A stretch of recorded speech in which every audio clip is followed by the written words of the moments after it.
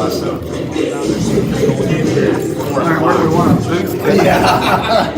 Yeah. I almost thought about riding the bus with them today. But then Brent was like, yeah, I think we're going to leave at like 1:30. I was like, Cody, what are you doing?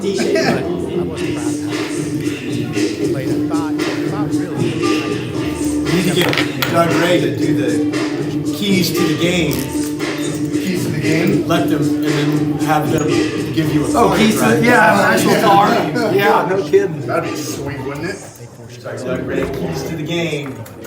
They actually, then you start talking about the brand new 2019 Chevy Impala that. Want to be my co-salesman? No, it's hard not to. Right. I learned a little bit from our broadcaster in Great Bend when he was. Our kids competed. Like, we'd run through all the stuff. And I was like, I'm here with it's Marnie's in Great Bend. Marnie's keys to the game.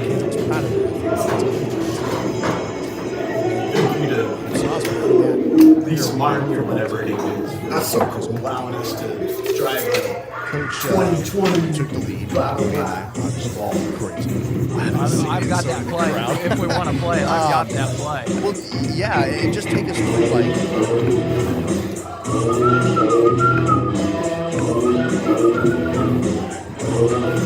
Give me a stand where you think we're going to be out here, Austin. Let's see if our wide shots. How wide are we there? That's really cool. That's going to be. Yeah, They're going to be in the way. I'll be right here most of the night. Like we're in a shed looking up at it. We are. Yeah, we are in a shed. Let me see what that We are in a shed. Here, come. Give me one more. Is that going to be in your way up high there? Either one of those? Oh, I didn't even That- notice it that might until. be better. I literally didn't even notice it. If we're doing our. I think that'll work. Does that look tighter or go the big wide one? That was good. I'm going to do okay. I think that was really good. Back to What was the other one? Real wide. That almost seems. Well, this one gets Chris in the shot, and that one. Let's get the glare off Chris's head. We'll go with the other shot. Yeah, baby. Get that baby waxed up. Looking good for the stream. looking good for the homies on Facebook. Let's see if that's The homies on Facebook. All right, welcome. Absolutely. All right, it says we got a good signal. Let's see if we're live. This week. I might have time to get the drone up in the air.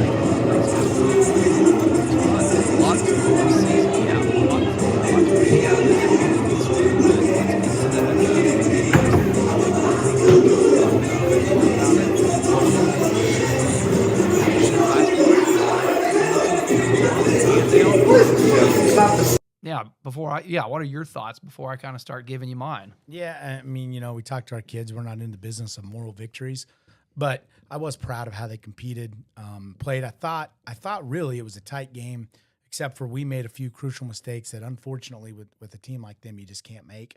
A few penalties, a bad snap, some missed execution, and then they force you. That's the thing about playing a team like that. They force you to execute 100% of the time. If you miss anybody, do anything, they're so fast that they're there. But I thought our kids really played with them. I thought it was a pretty even game overall. I thought towards the end of the third, we were wearing down. Right. They bring in wave after wave, and unfortunately, we're not that deep. So I thought our kids competed. I think you know what it takes now. You've seen what it takes to get to the mountaintop. I think there's value in that. So I was proud of our kids. I was proud of their effort, and that's all you can ask is your kids give 100% effort, and they did. So I was proud of that. They're a really good football team, and who knows? Hopefully, we get another shot at them in 2 weeks.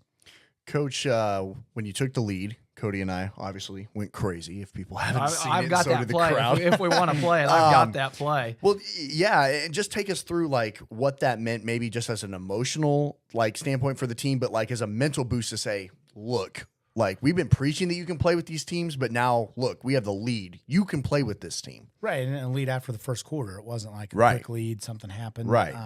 And I believe that was the first time in 45, 46 games that someone had taken the lead. They lost. Right. So which is, by the way, impressive for them. I mean, that's an impressive stat. That's astoundingly impressive. Even if you win 45, 6 straight games, leading from wire Start, to wire, right. everyone is pretty impressive. I think it showed our kid, like, and we've talked about that with our kids. Like, you got to believe, to be a good football player, you got to have belief in yourself. I talked to him last week about, you don't have to show it, you don't have to tell anybody, but when you walk on the field, you need to say, my team has a chance to win because I'm here.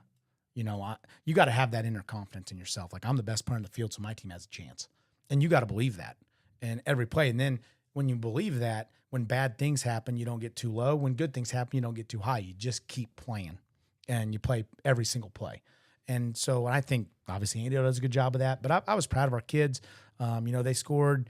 We had a good drive going down. Unfortunately, had a couple breakdowns on that drive, punted. But then we got the interception, which was a huge play. And then we were able to go drive down and score. And, Jared made a great catch. And it was really a good throw, too. We were able to score on them, take the lead. And I think post-game, our kids were like, man, yeah, now we know what they do. We can play with these guys if we do stuff. They understand we have to execute at a high level. You cannot beat a team like that executing averagely. You've got to execute at a high level. And I think they understand that. And that's good to see sometimes. Sometimes you almost want to see it early in the season. But now we know, and I think it's only going to help us from here on out. I want to play that play before we get going any further after talking about it here. And that play, too, your call got you another award this week. I For, did not heard the call of the week. Oh, you haven't? Let me see if I can pull it all up here. Sportscasters Talent Agency of the Week. Yeah, let's see here. Let's see it. Here we go. Go for it. New Mexico already used a timeout. There's only 5 on the play clock. They have to hurry. 4th and 11. Haney under pressure again. He'll throw it across the middle. Yard line. Touchdown. Touchdown. Green Bay. One catch by J.R. Greenback. Touchdown by J.R. Johnson. Wow. And if you're not. That was great. That was great. That's awesome. Yeah. That gives you chills. Yeah. There we go. It was pretty electric. Heck of a play. Pretty electric. In fact, the booth video I did, I cut to you. You're sitting there up and down. Oh, it was great. That was great. That's I'm awesome. glad, And I'm the glad we booth got was that. fantastic. The crowd was going crazy. Neat to see. Yeah, great really, crowd. at that point in the game. That's kind of gives you that confidence that we can we got a shot at this. And it had to have done that to the boys too. Like sure. we're beating them 7-6 like into the first quarter. Let's go. Yeah, and I think we had a 3rd and 6 first drive. We just got to get off the field. We had several 4th downs. Yep. We jumped. That was a big one in the second half. Even the drive after that, they go down and score, and we're driving again, and we had a penalty, unfortunately. We had a penalty early in that one, and we thought we had something set up. But I thought our kids, we moved the ball. Even at the end of the half, we ran out of time, but we were moving the ball. We were in their territory. I think, three of our first 4 drives, we were in their territory, and I promise you they haven't said that much this year. Yeah. I know watching all their film, they haven't had that much. So, I was proud of our kids for that. Now we just got to finish. We got to finish drives. We got to finish plays. We got to finish possessions, get off the field on 3rd and 4th down. So it was fun. Those games are always fun to compete in and to play in when you want to be an athlete and a competitor. You want to play against high-level talent. You don't want to play against teams you're going to beat every week. That's not as fun. You don't get juiced up for those. So I think our kids had fun with that, and I think now they know what it takes. And like I said, hopefully we apply that this week against Holcomb. Well, yeah, and not going too much into Holcomb, but do you feel like, because we saw after the Cheney game, like the intensity kind of kicked up, and that was one of the best games of the season, Cody and I said, playing against Hoisington. Do you feel like now after that, playing at such a high level against by far the best team in the state, to say, all right, like we can play at such a high level, let's go show that on the road now in the postseason? Yeah. We talked about consistency, and that's kind of what we've been talking about all season is right. We know we've got some kids capable of playing at a really high level, but can they do it on a play-to-play basis? Not just one play. If you can do it one play, you can do it every play. And we've challenged some of our kids that we thought didn't do that as well this week. Like, hey, bring it. Because all of our kids, there's not one kid that we play varsity that I can't show you a clip or two of, them executing at a really high level against good people, against good opponents. So we just got to bring that and consistently do it. You're not going to make every play. They're trying to make plays too. Against a team like that, you're not going to win every battle.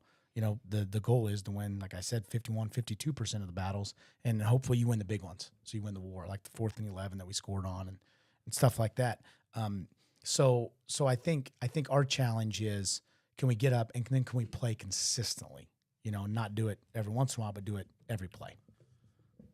Sorry, I had my pre-show banner up the whole time That's okay. on the graphic here. That's I just better noticed looking than that. I So am, anybody so. watching, if you're listening, it didn't matter. But anybody watching there, yeah, I'm sure I'm going to get some jabs for that for my editing. So yeah. What I was telling him I talked to some of the kids Saturday morning down at the flag football. Drake and Max and a lot of those kids that coach some of the flag football teams. Which on a separate note, I think is pretty cool. It's really cool that those kids Very can cool. play a game like that or any Friday night, Right. and then they're up every morning Saturday coaching the 5th, 6th, 7th graders or younger than that. Yeah. But yeah, I asked him how was the game last night? How'd you guys feel? And of course, they were all bruised from here to here. But they said the Andale kids couldn't have been more respectful, more sportsmanlike. Because I asked him, I said, what was it like on the field? Any back and forth or any and they said no, not at all. He said they were they'd pop us, we'd pop them. You'd get look up and they're sticking their hand out to help you up. So there wasn't any talking. Just he said it was a fun game to play, good clean game, and I thought that was good to hear. Yeah, and we I always know- see that from our kids, and you never know what to expect from the behemoth of a dynasty like that. But so kudos to Andale. That Absolutely. they sound like their kids are coached not well, just scheme Yeah, wise, and I but just think- the culture too. I think the coach there is when you know you're good, you don't have to tell everybody. You know you're good. You don't have to tell everybody about it all the time. And yeah, kudos, hats off to them. That's a great staff over there. Obviously, they do a great job. Their kids believe in what they tell them, and they go execute at a high level, and they've got a great scheme to go along with it. But yeah, I'm really proud of our kids for that. And you mentioned that, our kids, volunteering their time, and I think that's huge in the community. And we have several kids doing that, not just a few, even more. Yeah, than I you just mentioned. named the ones that coach Crosby's team, but there's a lot more of them down there, and even if they're not coaching, a lot of them are reffing, or some of them just come and watch some of our kids. Yeah. They're pretty awesome like that. We're a special group of kids, but that's tough. We've all played football on Saturday morning after a game, especially a game like that. You're hurting. I talked to a few of them. Obviously, I was at Cameron's cross country meet on Saturday, and they were like, yeah, it hurt to roll out of bed this morning. Rolling out was hard, and we knew it was going to be. And so, yeah, kudos to them, and I think that's props to them. And then also, like you said, Andale, they're a classy, they're a mountaintop program for a reason. When you do things the right way, off the field, a lot of times your results on the field show that, and theirs do. Coach, we talked about the efficiency of your offense against the most elite defense in the state. Talk about the way your defense played, because you mentioned how tough it was maybe for some of your kids to roll out of bed. Andale took some shots too, probably for the first time this season. So how did you feel like your defense played against their offense? I thought we played okay some on first and second down. I didn't think third and fourth down was very good. I thought third and fourth down, we've got to learn to get off the field. We had several third and mediums, third and six, third and seven, third and, one of their touchdowns, their third touchdown before the half, it should have been a 14-7 at worst game, was a third and 18. We've got to get off the field on those. We've got to know down and distance.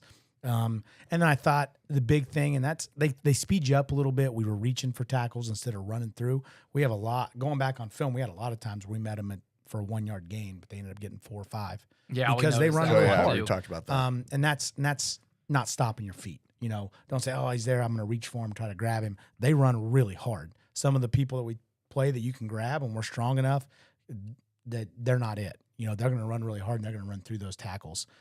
Just going to slightly slow them down. So I think that's what we've got to improve on.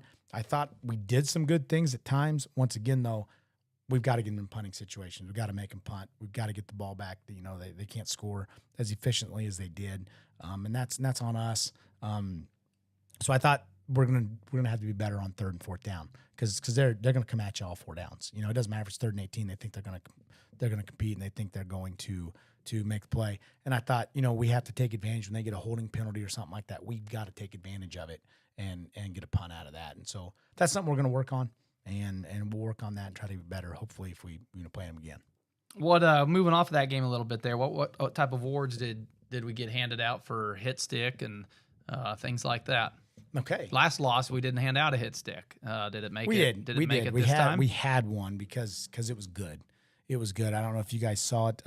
Grayson Mandel on a kickoff, and then he also got special teams player of the week for that on a kickoff. He absolutely I don't think we came saw across. that. I don't think we saw that either. Yeah. It was. Trying to it was remember who on we gave it to. The second kickoff, he blasted someone. I think we came across. I think we gave our hit of the week or hit stick to Johnny. There was one, and it wasn't necessarily like a physical hit, but he just flipped a kid. Oh yeah, he wanted flipped to that that kid one. over and over. Yeah. Yeah, right. just End came, over end. about 10 yards deep. That's Johnny it. was waiting for him and just flipped him. flipped him know, on his feet- head, Yeah, he wanted that one. Yeah, but that no, one we no. saw. Okay. Yeah, Yeah, Grayson. that was the one we saw. Grayson got a kid. I mean, he got him pretty good. I'll have So, to go back and, Man, I'll have yeah, to go we back and missed try that. to find that one. Yeah, that was a good one. What else then heading into practice there? Practice player of the week or and like I MVP said, or Grayson got that. MVP of the game, I thought, they know, I talked to our chain crew over there and they were talking about how every play there, hey, watch 22.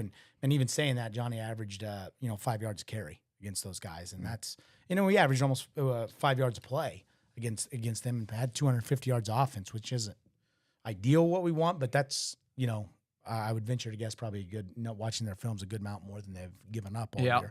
And we were able to run 52 plays, which doesn't, once again, the more plays you can run, you keep their offense off the field. So I thought we did some good things there, and I thought Johnny ran the ball really well.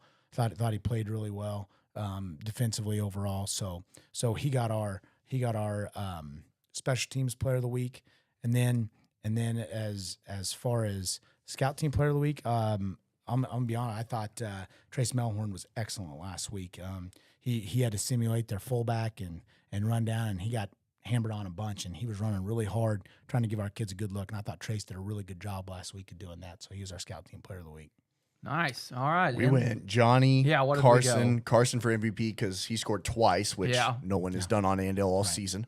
And that was we a good choice too. And we went Adrian mostly for his kickoffs because that was probably the first time all season that Andale started on their own 20-yard line, which I thought was huge. Yeah, and like we didn't see the Grayson, that might have swayed our vote. We missed that.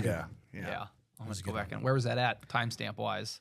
As far as quarter, it was. Try to find it was in that. the first half. Okay. I want to say it was their third kickoff. Okay. I think. Okay. We're gonna have to go try to find that one then. Look. Yeah. All right. Hey, let's move on to Holcomb then. So tough loss, come off Andale. Now first week of playoffs is starting. Yep. Long road trip. Tough game. That's hard not to mention going into this week. But what's the mindset of practice this week? Kind of getting them recentered. After that Cheney game, the big thing was just forget it.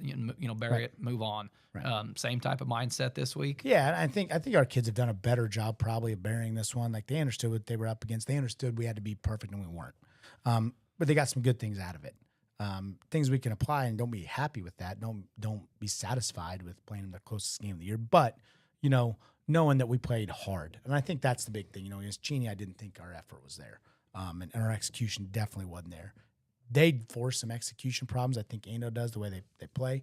But I thought our kids played really hard. And that's all you can ask for. The thing is shifting from Holcomb. It's really hard when you've studied, like a few weeks of Andale tape like I had, and our kids. It's hard to shift because it doesn't matter who you play next. They're not going to look as fast. Yeah. Getting up the ball, doing everything they do, and the speed.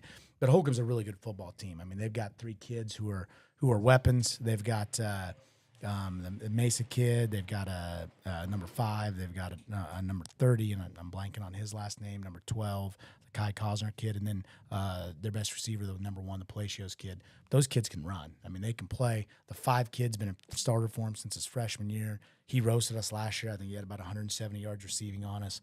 So we got to watch him. They move him everywhere from quarterback to tailback to slot, receiver.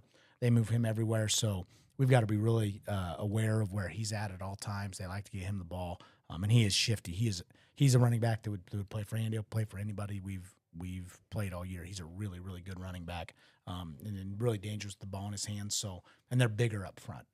So I think they do a lot of different things. They do RPOs. So I think the big thing this week is discipline defensively. We've got to be disciplined. We've got to read our keys. We've got to make sure we don't give up any big pass plays. What's kind of been the mental focus this week, knowing that longest road trip of the year, they've had our number here in the past couple of years, and also saying, all right, we've won back-to-back league titles now, but a postseason win still eludes us. And we talked about that, yeah. I think that's the big thing. Like you said, we owe them something, or try to anyways. Obviously, they're a really good football team. They're 7-1, but we feel like we've let a couple slip away the last few years against them, and didn't play our best. And that's what we talked to our kids about, maintaining the appropriate focus. When we go on the road, when we get on the bus, it's business time. And our kids do a good job of that. I think I sent you a video one time of how quiet the bus is on the way there because he didn't believe me. Yeah, I said, I wish my minivan was like that on a road trip. Our kids do a good job. They know that's the expectation. They know it's, we're there to lock in and it's a business trip.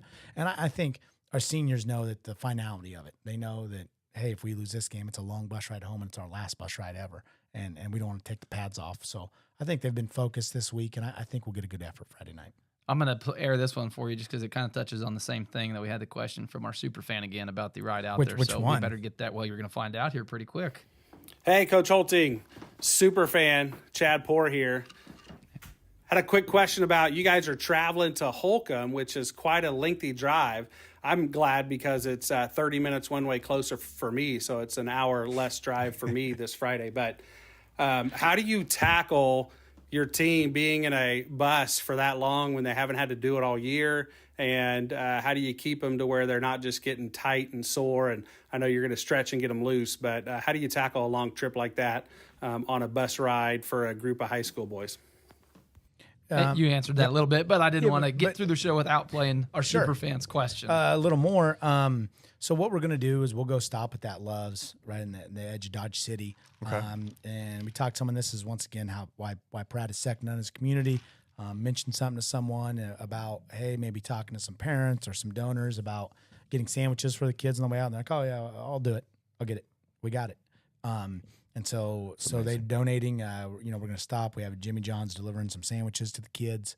So we're going to stop there. The Love, which is about halfway, stretch our legs out, walk around a little bit, take about 20, 30 minutes, eat, and then kind of break up that drive, get back on the bus and go there. And then, try to get there by 4:45 or so. What time's that to get there? Get the bus heading out of town here. What time? We're leaving at 1:30. Leaving at 1:30. Leaving at 1:30. So we'll leave at 1:30. We'll go there, stretch, and then hopefully be at Holcomb by 4:45. Is what we try to do, and then get there and get our mind right, get ready to play. How much does that loss last year come into play with some of the kids that were, I guess the juniors and sophomores last year, but that went out there and faced that team and know, we can't take this Holcomb team lightly. Well, I think they know that. I think our kids know that. Like, this is a team, we've told them they beat us the last 3 years, so we owe them something. If we don't give our best effort, I don't understand why, because they've dominated us the last 3 years. I think some, especially, Johnny got hurt second play of the game. That's right. Yeah. Had a big long run and got hurt at the end of it, and that's start of his ankle issues. And so I think he's ready to go. I think he wants to. He feels like he has some unfinished business against these guys, and that's good. A motivated Johnny's always good. That's right. It's scary, more like it. So, but I think our kids know, and I think you can throw the opponent out the window, and not that it's playoffs. If you're not ready to play in the playoffs, then I don't know what to tell you. I don't. And like I said, obviously playoff starts a week earlier. There's a few more teams, but just the way they've cross bracketed us, we've got some really, really good teams. Holcomb's a top 10 team in the state. And we're playing them the first round of the playoffs, and I think we are too. So it's going to be a great matchup. I've had several coaches around state text, oh my gosh, I can't believe you two are playing the first round. And that's just kind of the way it's set up now with Keisha. We have to deal with it. And so I think our kids will be ready to go. I think they know the task we have in front of us, and that I think it'd be a big win for the program, for them, big win across the state. So we're excited. Yep. Be a big win for you. We were talking earlier about, a 7-win season would be a good, hasn't happened since the state runner-up year, I don't think. But yeah, we haven't had a 7-win season around here, and it'd be your first postseason win here in Pratt, right? Right. Yeah. Well, talk about your offensive scheme. You talked about some of those guys you're going to have to key in on for them with their hard runners. But remembering last year, Enoch Walton had a freaking unbelievable game last year against Holcomb. Is that kind of the key again to say, man, we got to physically run the ball? Yeah, we got to get downhill. Right. We got to get downhill. They gave us our counterplay a little bit last year, so I'm sure they're going to try to be taking that away. Just because even when Johnny went out, Grayson had a big game that game. Dalton Weber ran for quite a few yards that game. Right. Because that's kind of what they were giving us with this, and you guys know every week this offense kind of changes identity depending on, or changes the, who gets the carries depending on what they're giving us. So I think they're probably going to try to take that away. If I had to guess this year, knowing what we had last year. Big thing is we've talked to Ryman about finishing blocks, getting downhill. We're a good team when we get off the ball and get downhill, even if we make a mistake when we're going north-south. When we start going east-west and start trying to hook and guess and stuff, that's when we run into some issues and we clog up lanes, and we clog up running lanes, blocking lanes, things like that. So our challenge to our kids this week has been get off the dadgum ball. Get off the ball, make some space, make some room to run, and then I think our backs can handle it from there. Awesome. What this is a bit of an odd question, but I've had some conspiracy theories out there from some of my buddies that are super fans as well, saying that they think that maybe you're playing some mind games, some chess games that that other coaches watch this show probably. So anything you say on it probably can't be taken too seriously, or if it is, it's more like your first move in the Queen's Gambit type of thing. Cody, is there any truth to that? I'm always serious to you. There is the only thing that there is truth to is how bad I beat you in ping pong this weekend. I have no comment. You didn't mention that at all, so I'm glad that got brought up. Josie told me I had to bring that up Well, So on the podcast. see another you're super the ruler fan. in cornhole and ping pong now. What game's next? Foosball? We're about to have some technical difficulties. This is going to glitch out and go off the air. I'm not sure. No, Cody's actually a really, really good ping pong player. Wow. Man, I feel like we always get sidetracked. It's a little hidden bit here. talent that we It's my just shoes. discovered. I I'm did my happy. shoes one week. Now it's that's when it's I- a that's one when bad I- night of ping pong. That's Uh, I sidetrack not the only it. thing that went wrong that night, but we won't go there. That's when I sidetrack it. No, yeah, I mean we're aware that other people watch this show. Good. Yeah. Okay. Just I had to ask. I'm a man of the people, so Yeah. I bring those questions to you. What else we need to get to on Holcomb? I'm excited for a good On game. trip, we hope we hope, but we know it's a long game. But these kids have had a great season. We hope everyone shows up. Comes out, supports them. We have a big crowd there. Our crowd's traveled really well this year. And like I said, it's gonna be a great game. They're 7-1, we're 6-2. I think it's gonna be a Right. heck of a It's gonna be game. awesome. Is it truly that 1-0, like one game next opponent mentality this week? Because there's a lot of room, and I'm guilty about it too, being a media guy of saying, "Oh, well, we got Andale if a win happens." Is it truly like you don't even know not that Andale's this week. there? They're gone. They're buried, and if we win, we'll talk about them again next week. But right now they're gone. I mean, especially if you're playing, if we would happen to have a 4 seed and it would be maybe a Nickerson type or something, you can look ahead a little bit. But no, this team is really good. They're really well coached. Teeter's a 2-time state champion. They demand your full attention, and we're giving it to them this week, and hopefully we come out and play at a high level. I had somebody ask me this to bring up in a coach's show at some point, and just speaking of full attention, how hard is it nowadays versus 20 years ago? And I'm sure the answer is probably social media. But when kids can get on, every school's got a Barstool account. Max Preps has everybody's stats online. Everybody's got Huddle highlight films. And how much more difficult wise is it, to keep kids focused in this day and age versus 10, 15 years ago in a big week like this with a 2.5-hour trip to just sit around on your phone and be distracted. Certainly challenging, I think, and like you hit the nail on the head. Kids are so much more aware. I mean, going back to when we played, you may know a score too, but you probably couldn't look up for sure all their scores, and if you just didn't remember them because you heard it one week, I remember waking up the next morning and checking the local newspaper to see what the scores were of all the area schools in my league. Because we didn't talk to everybody. We didn't talk to all that. So it's definitely different. With the age of instant gratification, you get news instantly. There are good things with that. There's so much more film we can watch. I think we've got every single film. I know Coach Brown was like, "Oh my gosh!" You remember when he saw how many films we got. You reach out to people and try to get as many as you can, if they'll give them to you and see what you can get. So we certainly got a fair amount anyway. I think that's a blessing and a curse sometimes. You sometimes bog yourself down. Sometimes with the too much details. info You see too much. Yeah. You see too much when in reality you don't usually try to put more weight on what have they been doing lately. Because every team progresses throughout the season, finds their identity, kind of finds themselves and what they do well, and especially in pressure clutch situations, what are you going to go to? What are you going to turn to? Right. So I think you pay more attention to those and weight them a little more heavily. But I think all the information is good as long as you don't overblow it. You've got to make sure that you understand what the main things are and what your main job is, and don't look at all the other stuff, because we know, just like us, everyone has good and bad games. So don't take one game you've looked at on film or one thing you saw, oh, they're not very good, or conversely see some, oh my gosh, they're unstoppable. You got to put it in context. You got to see how they do what they do, and then have a plan to attack it. Do you do that same thing too? Like, are you watching Holcomb film from just the last 2 weeks, or are you watching Holcomb film from week 2? Like, are you kind of? My wife sitting over there would tell you I watch every film several times. I'm a pretty obsessive. That's something I enjoy. That's one of the things I really love about coaching is watching film and saying maybe, it's fun to have those eureka moments where hey, we can do this because they're doing this. That's the fun part to me. Like, it's fun to deliver to the kids like, hey, we're putting this in because they can do that. We can do this because they're doing this. I think that's a lot of fun. Or finding a tell maybe, offensively or defensively, saying, hey, every time they do this, they're doing like, we got them now. We found something. You talk about that chess game. That's a lot of fun for me. I think personally, I find a lot of joy in that, and that maybe mundane for some people, but I like it a lot. So yeah, I'll watch film quite a bit and try to see if we can pick up any hints, tips, tricks, anything that can help us win. I love that. All right, Coach. Well, I think that's all we got for you. I'm excited not excited for the road trip, but once we get out there, it's going to be great. I think we're going to have a good night out there. Postseason football, you can't beat that. Weather's going to be nice. Tune in to Austin will tweet out some links. I'll probably put some stuff on Eastis Media. Like we got you covered. Gonna try, and I know their YouTube feed is free. Yeah, we're going to have options to watch it. So for sure. Tune in Friday night, Coach. Thanks, Austin. Thanks. Good luck. Let's go. All right. It.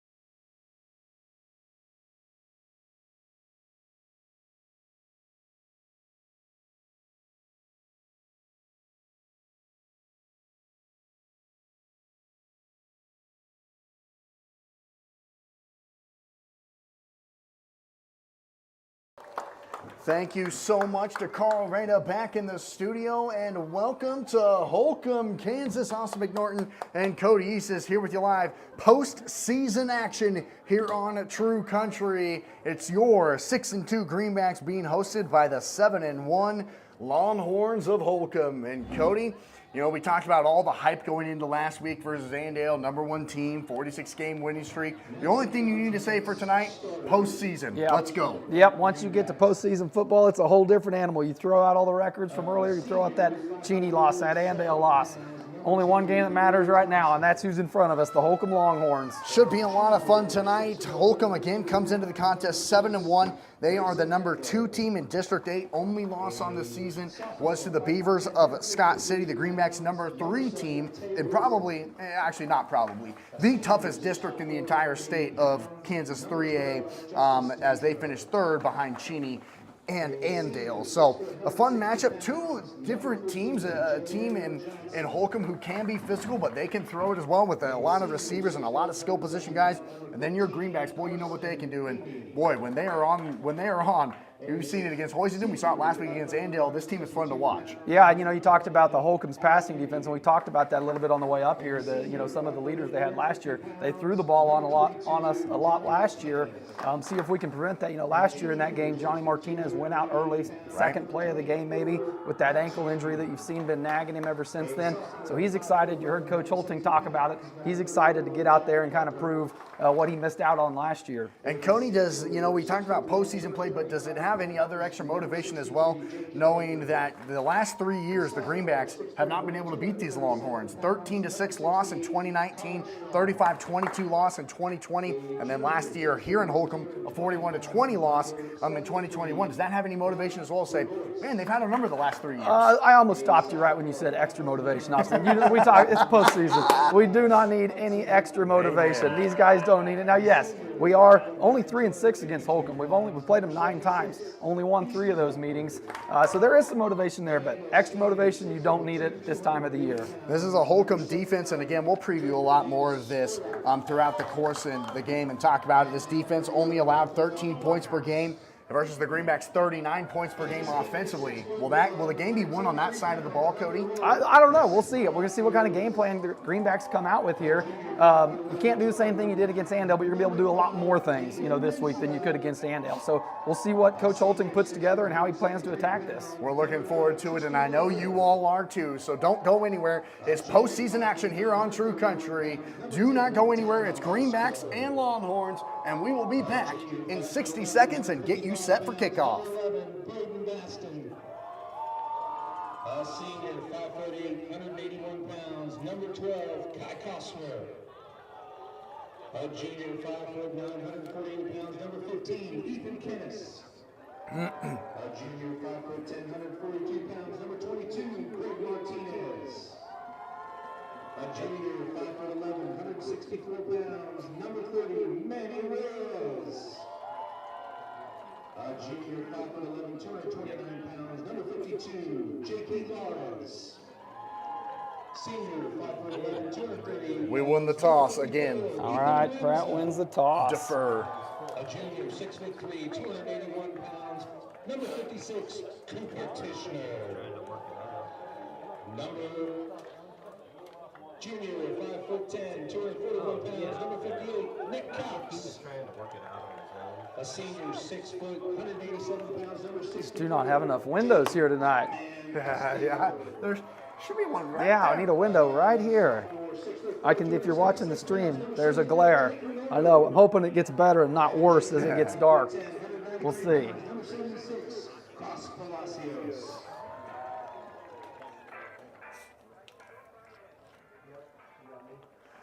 Thanks so much to Carl Rada back in the studio. Austin McNorton and Cody Eastis here with you live from Holcomb, Kansas. Postseason action. Here we go. As your 6-2 Greenbacks taking on the 7-1 Longhorns. The Greenbacks win the toss, elect to defer to the second half, and will kick off left to right, coming out in their road white uniforms, green numbers, green helmets, gold trim down the side. Holcomb comes out in their home black pants, black jerseys, orange numbers, and black helmets here at home for the postseason. Adrian Juarez will kick left to right. That's west to east. We're on the visitors' practice box, so we are sitting amongst the Greenback fans and the Greenback sideline here in Holcomb, Kansas, way west of Garden City. How does Adrian Juarez with the wind at his back? And it's tough to see. The wind kind of swirls out here way west. Yeah, you can't tell which way it's blowing. We'll see if he can put it into the end zone. And we are underway here in Holcomb for postseason action. High bounce. It's fielded at the 15-yard line and taken down the far side of the field. Got a lot of room to run. 40, 50, 45, 40. He might take it back. 10, 5, touchdown. Opening kickoff return for a touchdown for Holcomb. Wow. Unbelievable. Not the start you want if you're the Greenbacks, and then he had so much trouble handling that kickoff, went almost over his head, up in the air, gave us plenty of time to get down there, but almost too much time as he was able to just split one gap and he was already past everybody. Kai Costner takes the opening kickoff for the Longhorns into the end zone. An 85-yard kick return as it took such a high bounce. He fumbled with it, and honestly, it kind of worked to his benefit because the Greenbacks circled him. He found one gap, and then there was nobody in the safety position at all. Out for the point after attempt. It is up, and it is good. 11:45 to go here in quarter number one. Holcomb 7, Pratt 0. You're tuned in to Greenback football on True Country. We'll be back in 60 seconds. Boy, that was not the fortunate. start you want if you are the Greenbacks there. That was fortunate how it just bounced. Yeah. Would you say that kick was good or no good? Good. It was yes. good. Gosh, dang it. Oh, not sure what happened there. If you're watching the stream, we're going to see if we can get this glare taken care of, but this might be the best we got. So our left side, Barrett gets whacked. All right, Greenback's going to have to recover from that coming out of this break. Man. Well, you want to get the ball, but you don't want to get it back that way.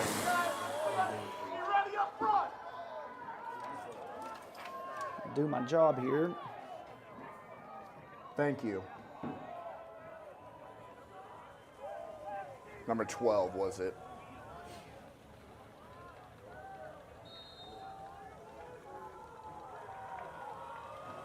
Welcome back to Holcomb here on True Country. Austin McNorton and Cody Eastis here with you live for postseason action as Holcomb takes the opening kickoff 85 yards into the end zone as they lead 7-0 with 11:37 to go as Martinez for the Greenbacks takes it up to the 36-yard line. A great return, good starting field position, but already down 7-0. Yeah, if you're the Greenbacks now, you got to figure out a way to kind of recalibrate early, reset, and just get your head on your shoulders, bring out your offense, put that 7 points behind you and say, okay, there we spotted them 7, let's go. The Greenbacks will be going left to right on the radio dial with their first time touching the football here tonight after the opening kickoff return for Holcomb. Hamey in the backfield. Johnny Martinez stands to his right with Grayson Mandel off to the left of the formation. Direct snap will go to Martinez. He'll go to the left, trips on the grass, now breaks free down the outside. Martinez has room near the 50. Good for a first down and a good opening 12-yard carry for Johnny Martinez. Yeah, and that's what you want to see from Johnny. You knew he was eager to get out here. Coach Holting said it multiple times tonight. Yes. Get him the ball that first touch and see what he can do. And that will be a storyline to follow as last year here in Holcomb, Johnny Martinez got injured on play number 2 of the game.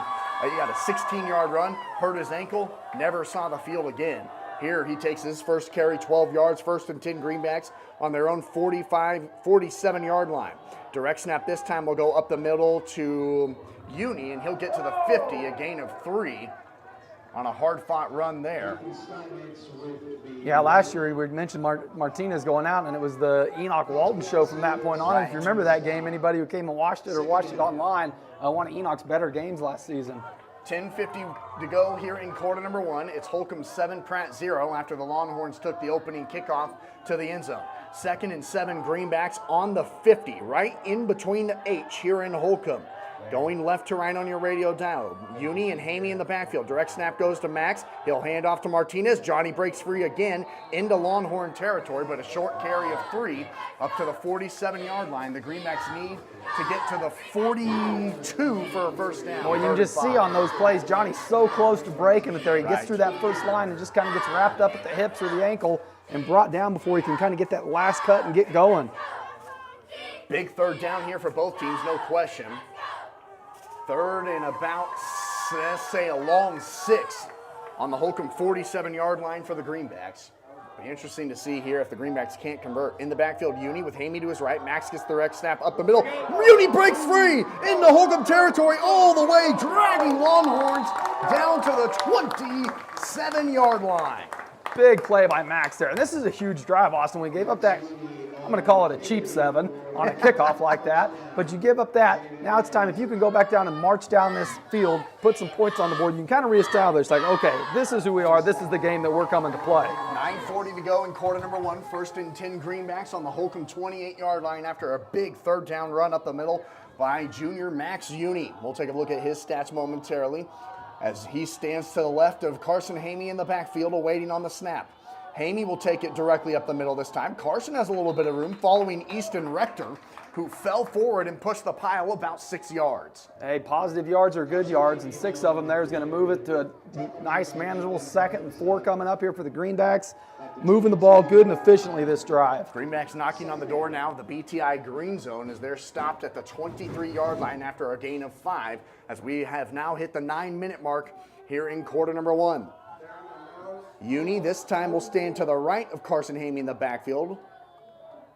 Now man goes in motion in the formation, and now up the middle again goes Carson Hamey, and this time the Longhorns were ready for it as Carson gets up to near the 20. I think they'll spot him exactly at the 20. It's 3rd and short. Big play for the Greenbacks here as Coach Holton brings over Carson and talks in the play. Nope, that's not Carson there. 8:30 to go. Here, who was it? I didn't catch it, but a big play for the Greenbacks nonetheless. 8:22 to go in quarter number 1. Holcomb 7, Pratt 0. This is the first offensive drive for either team as Holcomb took the opening kickoff into the end zone. 3rd and 2, Pratt on the Holcomb 22. In the backfield, Max takes the direct snap again up the middle, and he breaks free. 10, 5, touchdown! Max Uni is in from 22 yards out. Woo, I thought you called it a little bit prematurely there, Austin. I didn't see him go up. I had all the confidence. Nice play there by Max Uni. Max Uni has his 11th rushing touchdown of the season on his 22-yard scamper, and the Greenbacks are 1 point away from tying up the game here in quarter number 1. A big drive there for the Greenbacks as they go 64 yards into the end zone. Adrian Juarez for the point after attempt is up and way deep and good. 8:06 to go in quarter number 1. We're all tied at 7. You're tuned in to Greenback Football on True Country. We'll be back in 60 seconds. All right, there we go. That's what we're talking about. If you're the Greenbacks, good drive. Yeah, get over that. Put that kick really behind good drive. you. Move on and say, all right, now it's our turn to get the ball. This is what we're going to do with it. Now you come out of this with a big 3 and out. Game's going to change real quick. Man, we got to figure this out. I wonder if I put that lower. And I just hate that glare. Gabe, I need your window.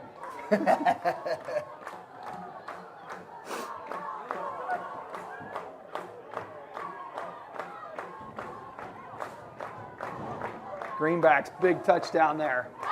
Tie it up 7-7 after the kick return. Let's go. Boy, I did call it early. What'd you call? That was risky. Oh, yeah, the touchdown. Yeah, I was like, is it? You're like, touchdown? I'm like, not sure. He was at like the 4-yard line touchdown.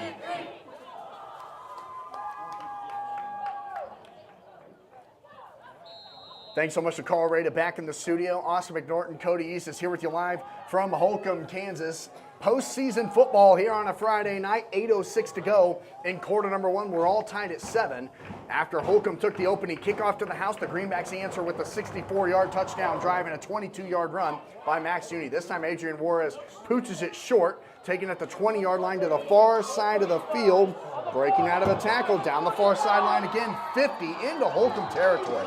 Goodness gracious. Brent Holting's losing his mind as the Greenback special teams unit didn't come to play tonight. No, we might have to rethink what we're doing there on that kickoff unit because we don't seem to be able to cover either option there. We went short pooch kick there. Holcomb. Great field position, though, for Holcomb. Had an opening kickoff return for a touchdown. and now has it 1st and 10 on the Greenback 41-yard line, starting out their first offensive drive of the night. Tied at 7 with 7:58 to go in quarter number 1. Damon Mesa, saying his name a lot tonight, hands it up to Costner up the middle, doesn't have a lot of room, as Tay Wilson and an army of Greenbacks bring him down after a gain of 1. An army of Greenbacks, we heard it. Look at that, quarter number 1, I'm already saying it. That's great. Taking up to the third, I actually gave him the 39-yard line, so picks up 2 that time. We'll be saying his name a lot, Kai Costner. 68 carries on the season, 528 yards and 6 touchdowns on the ground. He stands in the backfield to the left of Mesa in the gun. Damon will take it up the middle himself, and Keyrell Thompson is there to bring him down at the line of scrimmage with the help of J.R. Johnson after a short gain of 2. Nice play by the Greenbacks. Now we're looking at that 3rd and, not long, but 3rd and 6 or so yards here, Austin. A down and distance that's given us a little bit of trouble throughout this season. Right. Like we said, if we can come out, get a stop on this first possession of Holcomb. And you wonder, it might be 4-down territory here for the Longhorns as they have it on the Greenback 37-yard line. Too far to kick a field goal, too close to punt. 6:55 to go. I think that's got to be in the mind of the Greenbacks defense here. Mesa stands in the gun. Costner will go to the left of him in the gun. 2 wide receivers here to the near side and a tight end to the left. Mesa, he fakes it left and now runs back right. He's cut down in the backfield. Tackle for loss by Max Uni. A loss of 2 on the play. It's 4th down. Now you might be looking at, I don't know, it was 4-down, Terry, before that loss of yards there, Austin. That might bring the punt unit out here. Damon Mesa tried to fake out the Greenback linebacking core, but Max Uni wasn't fooled as he's there for his 36th tackle of the season, and Holcomb has to punt after the loss on 3rd down. 6:18 to go in the first quarter. Back deep to receive for the Greenbacks is Johnny Martinez, standing at his own 10-yard line. Play clock, there isn't one here, so Holcomb's going to continue to run down the clock. It's a high punt, lost it in the lights. Martinez sees it and makes the catch at the 10-yard line. 6 minutes to go here in quarter number 1. We're all tied at 7. Greenbacks get the ball when we come back in 30 seconds. On the 7-yard line, where the Greenbacks will... All right, there we go. Pick up right where we left off, march down the field. Absolutely. Let's go. Let's get a 90-yard touchdown. That would be great.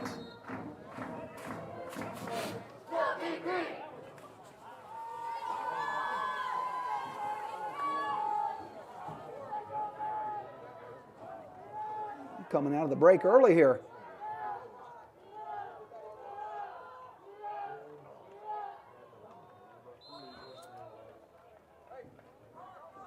Thanks so much. Clock's not running. Thanks so much to Colorado back in the studio. Austin McNorton and Cody Eastis here with you live in Holcomb postseason action.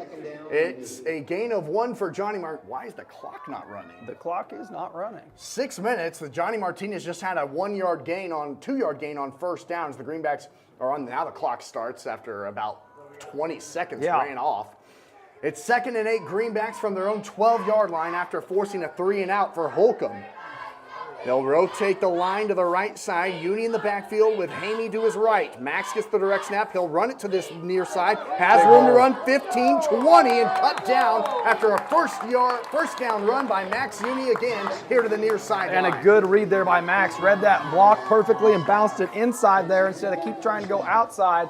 As that lead blocker, I didn't catch the number to see who that was, but a nice block. Haney was here on the near Carson side blocking. seal that outside, keep pushing him, and Max reading it well. 1st and 10 Greenbacks now on their own 22-yard line. A little bit more breathing room as they are trying to convert a 90-yard drive here potentially to take the lead. All tied at 7. Haney in the backfield. It's Keyrell Thompson standing there, and Keyrell gets the direct snap and breaks free. Big run for Keyrell Thompson, still fighting forward. A gain of 8 yards on 1st down. Still on his feet. Might have been the toughest run we've seen from Keyrell this season, and couldn't have came at a better time there, picking up the. No, I'm wrong. Not the 1st down. Max got it last play. Keyrell Thompson hasn't gotten a lot of action on the offensive side. We say his name a lot defensively, but on offense, with Max Uni and Johnny Martinez and Carson Haney all in front of him, doesn't see a lot of offensive action, but there's a big 8-yard run on 1st down. 2nd and 2 Greenbacks now from their own 31-yard line. Haney in the backfield with Martinez to his right. Johnny gets the direct snap off to the left side. Johnny has room, 45, 50. 45-40. Martinez into Longhorn territory. Down the sideline and finally pushed out of bounds inside the 20-yard line. And I don't think there's any flags on the field there, Austin. I was looking back for him. A great run there by Johnny. Once again, Carson Haney being the lead blocker through that left side of the greenback line. And Martinez takes it inside of the BTI green zone up to the 14-yard line. He tight-roped down the sideline. Oh, that was great. First and 10 Greenbacks from the Longhorn 14-yard line. 4:20 to go here in quarter number one. Greenbacks trying to take the lead now. In the backfield is Hamey with Uni standing to his left. The line moves to the right side. Direct snap goes to Max and a whistle beforehand, and Holcomb was all sorts of confused and calls a timeout.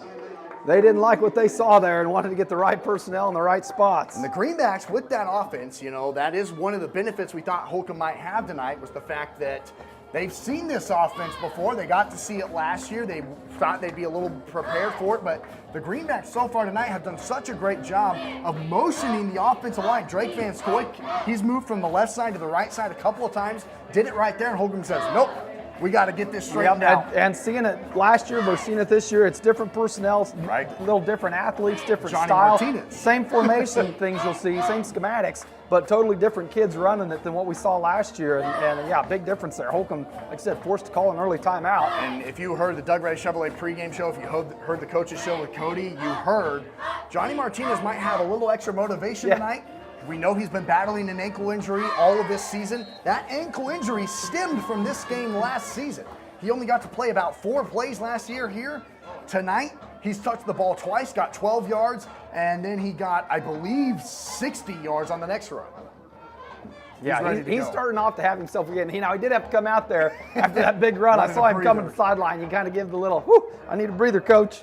First and 10 Greenbacks on the Holcomb 13-yard line. 4:10 to go here in quarter number one. We're tied at 7.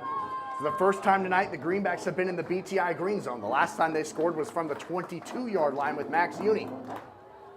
Standing in the backfield, coming out of the huddle. Uni stands to the right of Haney in the gun. Direct snap goes to Carson up the middle. He fights forward, now cuts it outside. Haney broke free and in! Carson Haney got through all the bodies and out of nowhere goes untouched into the end zone. I say, last time I thought you were early calling it. That time he was 5 yards deep and you hadn't called it yet. I'm thinking, where you at, Austin? I lost him in all of the orange and black jerseys. Somehow Carson Haney sneaks through and is into the end zone. A big touchdown. His 6th rushing touchdown of the season. Adrian Juarez out for the point after attempt for the Greenbacks once again. A little bit of a misstep, and now it's a 2-point conversion try, and it goes over the head of Justice Tatro on the fake point after. 4:05 to go in quarter number one. It's Pratt 13, Holcomb 7. You're tuned in to Greenback Football on True Country. We're back in 60 seconds.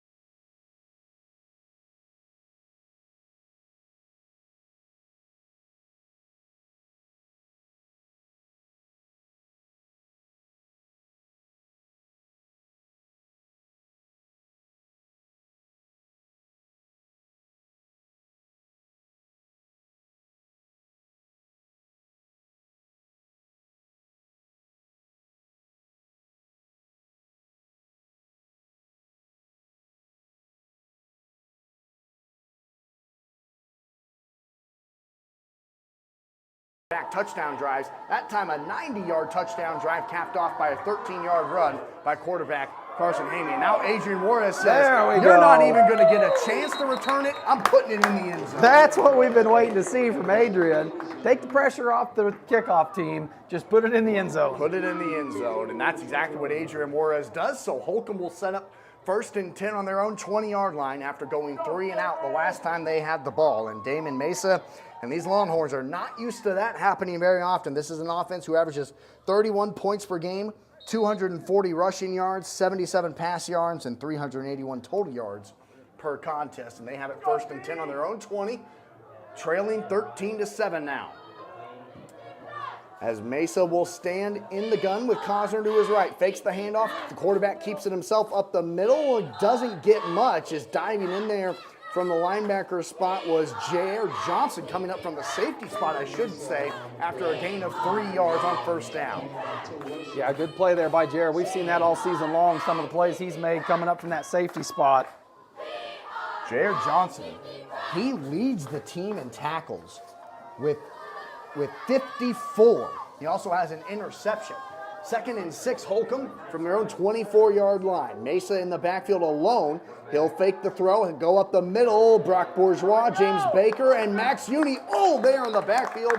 A hard-fought run for a gain of half a yard. Man, got hands on him early there, couldn't go anywhere, and the rest of the Greenbacks, the army of Greenbacks, getting there to bring him down. James Baker, the first one back there defensively for the Greenbacks to get a hand on the quarterback, Damon Mesa, who then had to make a lot of juke moves before Max Uni cut him down after a gain of 3. Big 3rd down here for the Greenback defense. 3 minutes to go in the 1st quarter. It's 3rd and 3, Holcomb on their own 27. Handoff will go to Cosner this time, has the 1st down and more, up past the 35-yard line to the 36. Big run. Enough to pick up the 1st down and move the chains there. Boy, he ran over a Greenback hard there. I didn't catch who it was, but lowered his shoulder and a good hard run. 1st and 10 Longhorns. That's their first offensive 1st down of the night. And they have it on their own 36-yard line. Ball placed on the right hash. Mesa pitches it to the flat this time to Costner, and Noah Riley slams him down in the backfield. A loss of 3 back to the Holcomb 34-yard line. Man, another name we've said a lot this season, and a kid that Coach Holting has talked a lot about, just how much he's stepped up in his growth from last year to this year, making big plays in a playoff game there. Nice to see. Noah Riley got the start tonight. 12 tackles on the season, but he has 4 interceptions. That's been his biggest key that we've been looking at. He had an interception last week against Andale, which got the Greenbacks the lead after the pick. So now he gets a loss. It's 2nd and 12, Holcomb on their own 34-yard line. 2 minutes to go here in quarter number 1. Mesa in the backfield, Cosner to his left. Mesa, we running the option play. He'll hand it off to Cosner at the last second. Juarez can't track him down. 50, 45, 40. He might score. 25, 10, 5, touchdown. Nobody on that far side of the field, and Holcomb ties up the game. Boy, we knew that running back was going to give us trouble coming into this game. That was one of the players that Coach Holting said to watch out for. His running style and his power is showing it tonight. That is Kai Cosner's 7th rushing touchdown of the season, and 2nd touchdown tonight as he had the opening kickoff return, and that time he takes it to the house. A big, big play of 65 yards on that run. 1:45 to go here in the 1st quarter. Big point after attempt after the Greenbacks failed on theirs, and the Greenbacks block it. They block the point after attempt, and so we remain tied at 13. 1:45 to go here in the 1st. We're back in 60 seconds. There we go. Well, that was a big block. That was big. Give up the touchdown, but yeah, keep it a tie ball game there, giving up that blocked extra point. Greenbacks come out here and yeah, that big play, killing the kick return and the big play there. It looked like the kind of the fake, the dive up the middle, and then also the option around that side. Greenbacks not able to track it down, and he's fast. He gets on the outside because we've got some speed. Because I thought Adrian had the angle on him, but he outran that angle. Yeah. Woo. Yeah, he outran that angle big time. Let's go, O. Yep. Get the ball back in the hands, and they were 2 for 2 on drives. Man, giving up that first one hurt. That one hurt.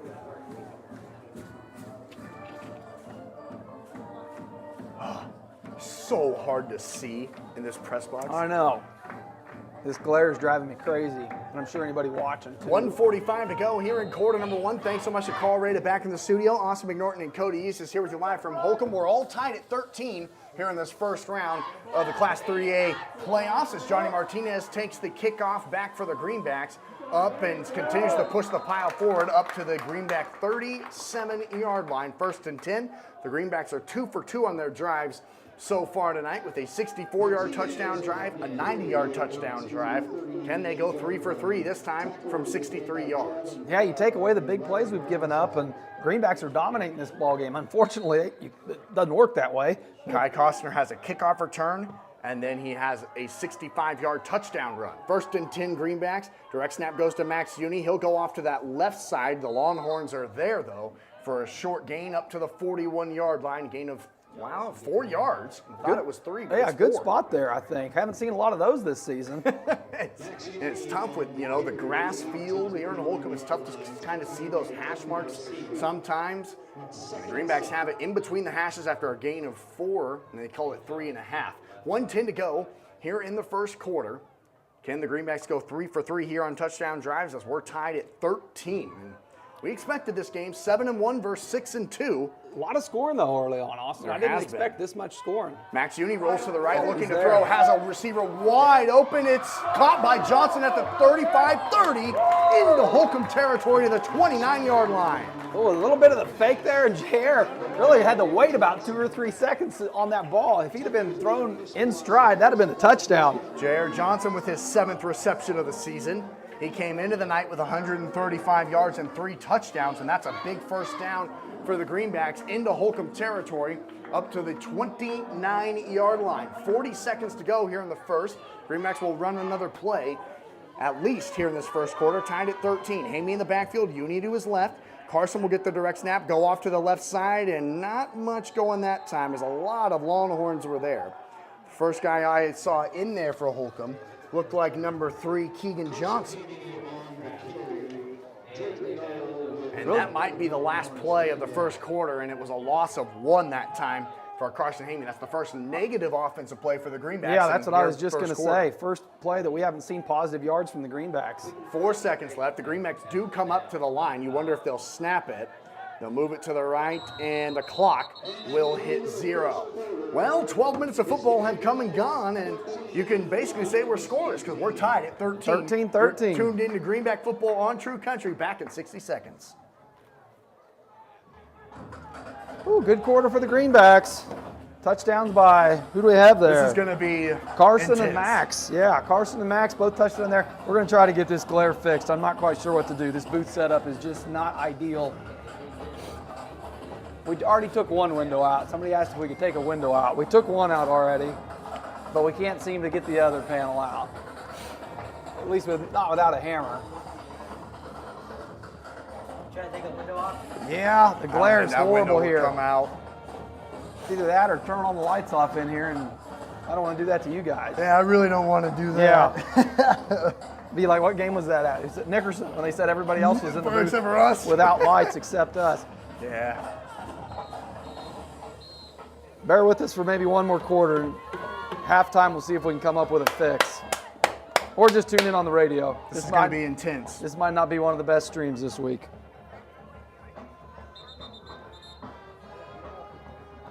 We need someone on the roof. Welcome back to Holcomb, America. Thanks so much to Carl Rada back in the studio. Austin McNorton, Cody East is here with you live for Greenback football on True Country. Starting quarter number 2, tied at 13. 12 minutes put on the clock here in the first half. 2nd and 11 Greenbacks from the Longhorn 30-yard line. Now going right to left on the radio dial. Martinez will hand off to Johnson. JR out to the right. He's cut down in the backfield. A play that went backwards 5 yards, and the Greenbacks couldn't get it back to the line of scrimmage before number 22, Greg Martinez, makes his 40th tackle of the year, and a big loss for the Greenbacks all the way back to the 34-yard line. Man, we just commented the play before that was our first play of a loss, and now 2 in a row there sets the Greenbacks back with a long 3rd and 14 coming up here. That's JR's 7th carry of the season. 99 yards now to his total and 2 touchdowns on the ground, but now 3rd and 14, not where the Greenback offense likes to live, with 11:20 to go in the second quarter, tied at 13 on the Holcomb 34-yard line. Uni in the backfield, throwing all the way, thrown to the near side. It's caught by Carson Hamey, and he takes it up to the 25-yard line. That's about 5 yards short of a first down.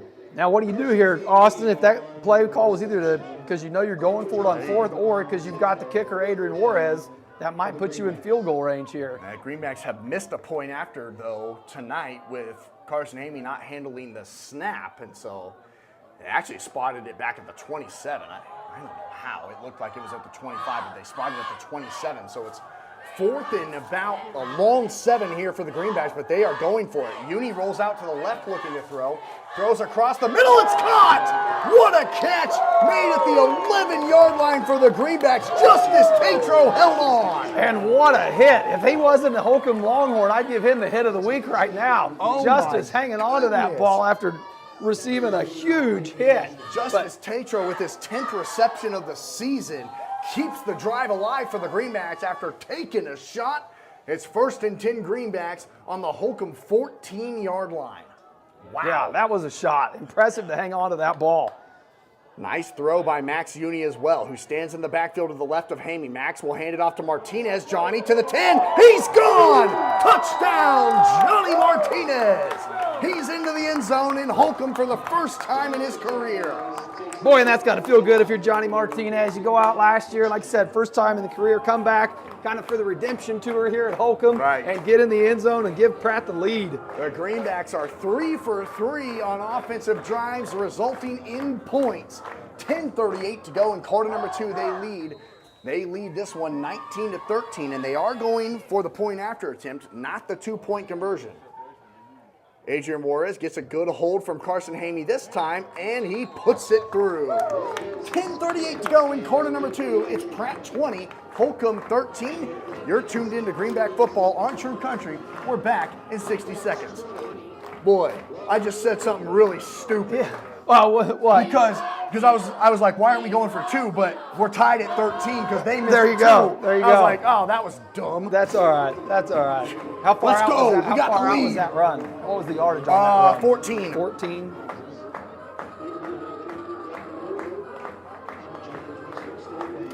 All right. Gabe, do some brainstorming. We gotta fix our glare at halftime. It's horrible.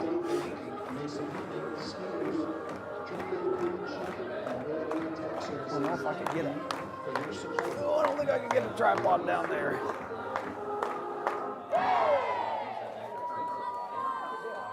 Let's go. What's that? Yeah, put it in the end zone.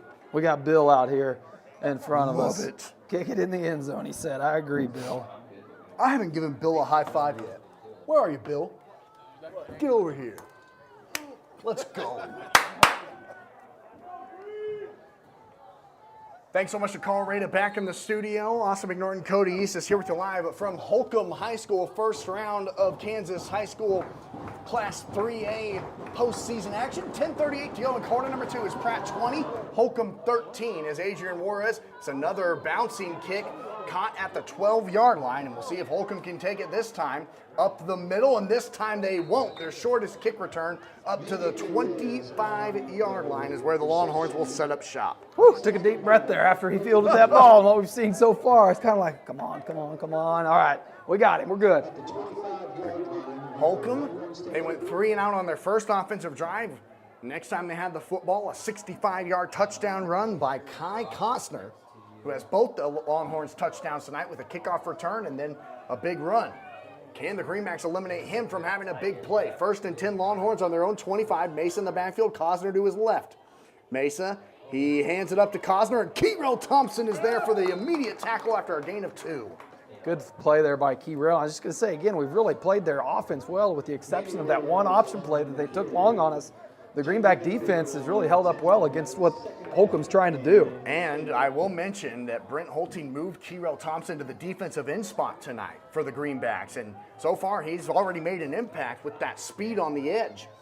2nd and 8 Longhorns on their own 27. Mesa takes the low snap, looking to throw, under pressure, throws deep down the field across the middle, and had 2 Longhorns without anyone within 10 yards. Yeah. But Mesa couldn't get the throw on target. I think we got a little fortunate there on the throw, just a bit past his target there, because like you said, he had some guys downfield that would have been able to catch that in stride and go. Streaking downfield was the tight end Tristan Ortner, who has 6 receptions, 51 yards, and 2 touchdowns on the year, and he would have had another one there. As Damon Mesa, he's now 22 for 42 on the season through the air, 302 yards, 7 touchdowns, and 2 interceptions. 3rd and 8 here, though, on his own 27. Gets the low snap. It's a wide receiver pass. Deep downfield, it's a low throw, and it is incomplete, nearly incomplete, as that was almost an incredible catch by Tristan Ortner here on the near sideline. Wow, yeah, that was thrown what a right throw. spot, diving out of bounds there. Would have picked up the first down and got him to midfield. And that was the wide receiver, Chris Palacios, with his 2nd throw of the season. He's now 0 for 2 on that exact same play of throwing the ball downfield. 2 pass plays, and Holcomb goes 3 and out after the Greenbacks take a 20-13 lead, and Pratt will get the football back as Johnny Martinez stands at his own 48-yard line awaiting the snap and the kick. With 9:49 to go here in quarter number 2, Pratt would love to go up by 2 scores here. Oh, that'd be huge. No play clock, so Holcomb taking their time even though the clock's not running. Greenbacks bring pressure, but it's blocked nicely. High punt into the night sky. Martinez catches it, breaks out of a tackle near sideline 45-50 into Longhorn territory and steps out of bounds at the Holcomb 43-yard line. Greenbacks are set up nice. Nice return by Johnny there. He's fought off the first man with a good, strong stiff arm and then kind of changes the field there, gets it across midfield. I do want to go back to a comment earlier, Austin. Near incomplete. What is a near incomplete pass? Oh, gosh. That's a great question. Should have said near complete. Ah, there you go. Is that like a near miss, you know? Boy, well, you hate to see it. I didn't even hear it, so I'm glad someone did. 1st and 10 Greenbacks on the Holcomb 43-yard line. Direct snap goes to Haney, and he'll take it up to the Longhorn 40 after a short gain of 3 on first down. Clock runs 9.5 minutes to go here in the first half as Pratt leads 20-13. Greenbacks last year here in Holcomb only had 20 points total. So already here in the first half at that mark, as they lost 41-20 here last season to the Longhorns. Yeah, we've seen so far that putting points on the board is not going to be the issue tonight. It's going to be keeping them off the board from Holcomb. Hamey in the backfield, Uni to his right, into his off-balance single wing. Martinez will take it off to the far side. He breaks free up near the 35-yard line, and he'll be just a couple yards shy of a first down as they spot it at the 35-yard line. It's 3rd and 2 for the Greenbacks. Johnny Martinez. Boy, he's getting a lot of the action here tonight, Cody. He is, and you know he's asking for it too every time. You know every time he gets in Coach Holting's ear, he's saying, Coach, give me the ball. Right. Martinez already with several carries. He's had a big one, over 50 yards. He also has a touchdown here tonight. We'll see if the Greenbacks can get 2 yards here. 8:30 to go. 3rd and 2 Greenbacks on the Holcomb 35-yard line. Uni will get the direct snap up the middle. Max fights forward. He needed, the pile continues to push late, still pushing late, and I think that last heave got the Greenbacks close, and the far official has the Greenbacks looking like a good first down. Yeah, like you said, that pile kept moving, and we've said that all season long, is just how much Max can move that pile. The ball spotted at the 32-yard line, first down Greenbacks. And you can hear him cheering here on this side. Adam Uni on his birthday pushed Max forward for the Greenbacks to keep the drive alive on the 3rd and 2 run, and it was a hard-fought 2 yards. That's true. Birthday. Yeah, I love it. We found that out today. Got to make sure to get that shout out. 8 minutes to go in quarter number 2. 1st and 10 Greenbacks on the Holcomb 32-yard line, going right to left, leading 20-13. Ball in the near hash. Haney steps back, looking to throw towards the near sideline, and just outside the outstretched arms of Max Uni, the intended target. Oh, and again, we saw Holcomb miss one earlier there, and that might have been a missed opportunity for the Greenbacks. Max Uni has 5 receptions coming into tonight for 102 yards and a touchdown. Just barely couldn't get his fingers on his 6th reception, as Haney led him just a hair too far. 7:46 to go here in quarter number 2. Pratt 20, Holcomb 13, 2nd and 10 Greenbacks on the Longhorn 32-yard line. after passing on the first down. Haney in the backfield with Max to his right. Max will keep it himself here to the near side. Gets a block from Carson, 20!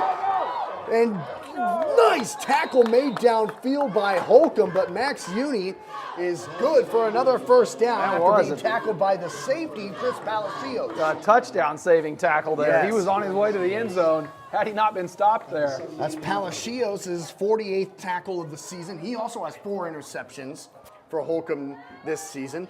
But Max Uni has another first down run for the Greenbacks up to the Holcomb 17-yard line inside of the BTI green zone, 1st and 10, 7:20 to go in the second quarter.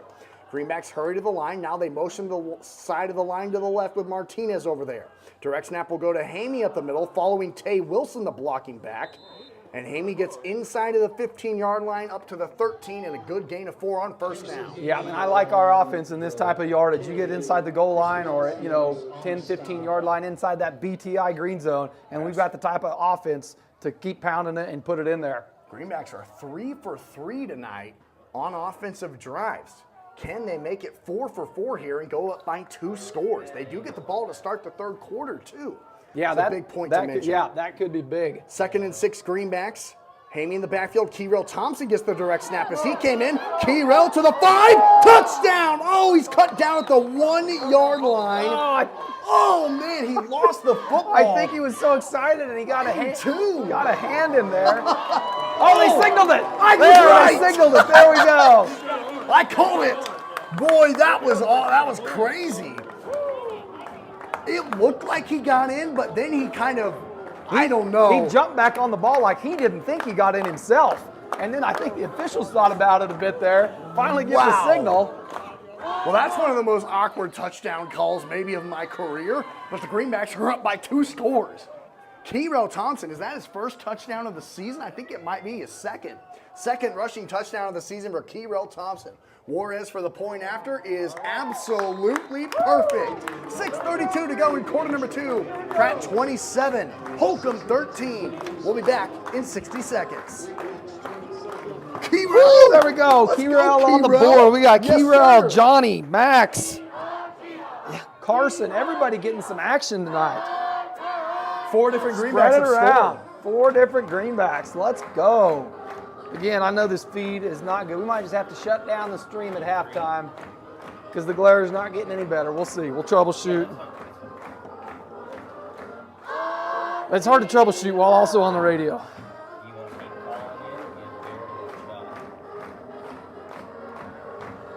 Let's go.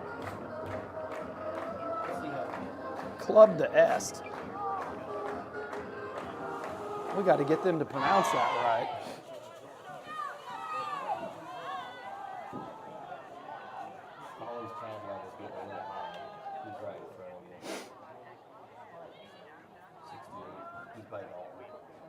Let's go.